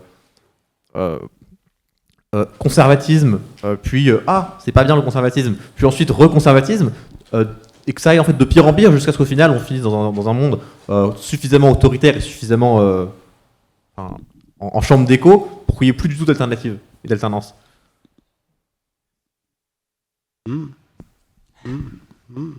C'est très difficile de répondre à ça. C'est une question très intéressante. Et vous avez raison sur cette part plus importante du traditionnalisme, conservatisme, populisme, qui, au final, rend toute autre forme de discours presque impossible à exprimer. Vous avez raison avec Nigel Farage. La réponse des travaillistes est assez limitée.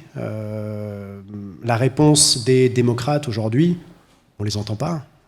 Trump, il est center stage, il occupe tout l'espace, et eux ne proposent pas grand-chose non plus. Mais est-ce que ça vient du fait que, par exemple, Keir Starmer, le Premier ministre britannique, est-ce qu'il propose quelque chose qui va être à même de convaincre les gens que le chemin que lui propose est plus intéressant que celui de Nigel Farage ? Ben non, peut-être que aussi le problème, c'est que la réponse des gens qu'on voudrait peut-être plus sensés, elle n'est pas là. Peut-être, alors là, voilà, moi je suis focalisé sur le storytelling. Le storytelling qu'il propose n'est pas forcément très intéressant, mais après il y a d'autres dimensions à prendre en compte, hein, les politiques, les décisions politiques prises, et ainsi de suite. Je pense que la réponse apportée aux histoires simplistes de certains pans de la politique, les réponses ne sont pas là. Et c'est bien le problème. En Angleterre, du coup, par exemple, on a Zach Polanski maintenant qui commence un peu à arriver, le nouveau leader des Verts, là, et qui reprend un petit peu ses stratégies de communication, parfois un petit peu barbares, parce que, il n'y a pas le choix, quoi. Mais globalement, l'alternative politique que sont les partis de gauche radicale un peu partout, a tellement de retard, que ce soit d'un point de vue chronologique ou que ce soit d'un point de vue d'acceptabilité médiatique, qu'aujourd'hui c'est compliqué de se dire que d'ici à la prochaine élection au Royaume-Uni par exemple, les Verts ou le nouveau parti de Jeremy Corbyn et Sultana là, qui est en train d'imploser alors même qu'il n'a même pas encore commencé à ouvrir, est-ce que c'est vraiment réaliste de se dire que d'ici à une échéance électorale relativement proche, on puisse avoir une vraie alternative au discours populiste de droite? Tant que les problèmes et cette notion d'insécurité culturelle seront présentes, notamment au Royaume-Uni, et qu'aucune solution ne sera offerte, parce que peut-être qu'il n'existe pas de solution. Cette notion que les Britanniques se rendent compte que ils sont plus aussi puissants qu'ils pouvaient l'être, que la société britannique est en train de changer, parce que c'est comme ça, démographiquement c'est en train de changer. Tant qu'on ne peut pas apporter des solutions à ça, proposer une alternative, oui, forcément, il ne va pas y avoir forcément d'autres propositions. Et le débat va être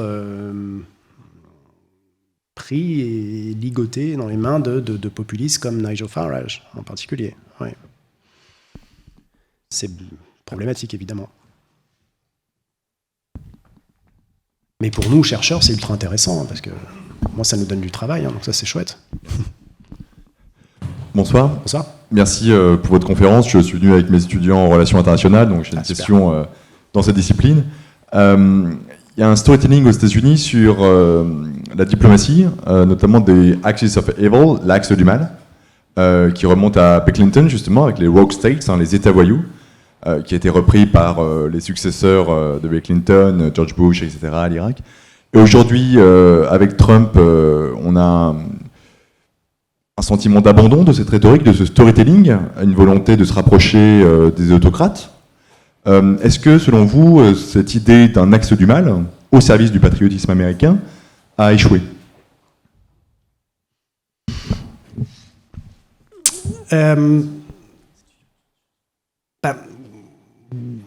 Oui. Alors c'est vrai que l'exemple le plus... qui vient vraiment à l'esprit, c'est Bush, Axis of Evil. Mais vous avez raison, ça remonte encore avant. Oui, ça a fonctionné, mais comme vous l'avez dit, les différents hommes et femmes politiques après s'en sont un petit peu dissociés parce que c'est quand même extrêmement négatif. Barack Obama, notamment, a eu une approche totalement différente. Axis of Evil pour George Bush, Barack Obama travaillait plus cette notion de collaboration dans le storytelling qu'il pouvait utiliser dans ce qu'on appelle notamment les strategic narratives, la façon dont on va envisager la relation de son pays avec les autres, donc dans relations internationales. Barack Obama avait une relation beaucoup plus inclusive. Donc les États-Unis étaient là, oui, la superpuissance, mais étaient pour défendre le bien avec ses partenaires. Si on regarde un peu ce que proposent Joe Biden et Kamala Harris, notamment en conférence de Munich, où ils donnaient une certaine vision de la Grande-Bretagne, Kamala Harris mettait avant tout l'accent sur la notion de droit. Les États-Unis sont là pour défendre le droit international. Donc là aussi, on était loin quand même de Axis of Evil, qui était extrêmement simplificatrice en termes de compréhension du monde.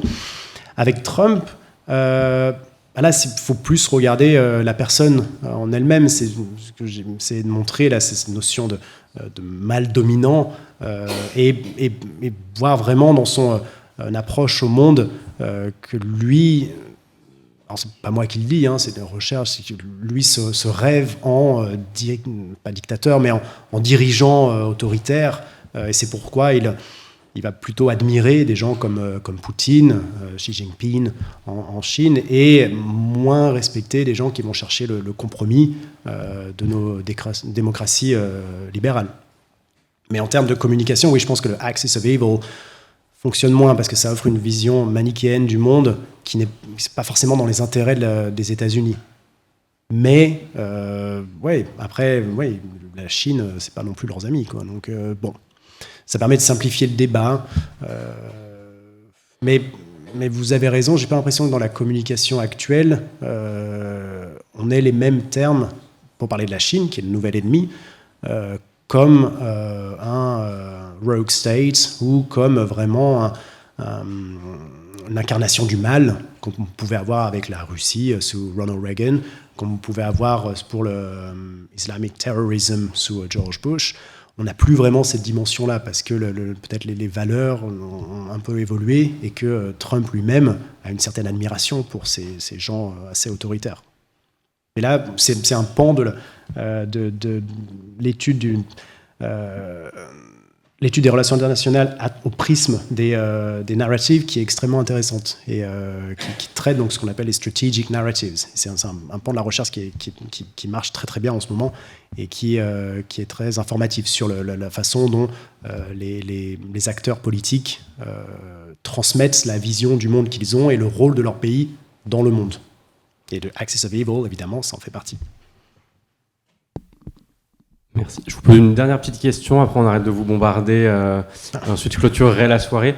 Vous nous avez parlé du coup du storytelling et il me semble qu'il y a un autre levier de persuasion qui peut être employé, et notamment qui a été employé dans 2 exemples que vous avez abordés, l'élection de Donald Trump, le Brexit, c'est l'utilisation massive de données collectées par des moyens X ou Y, notamment par des moyens...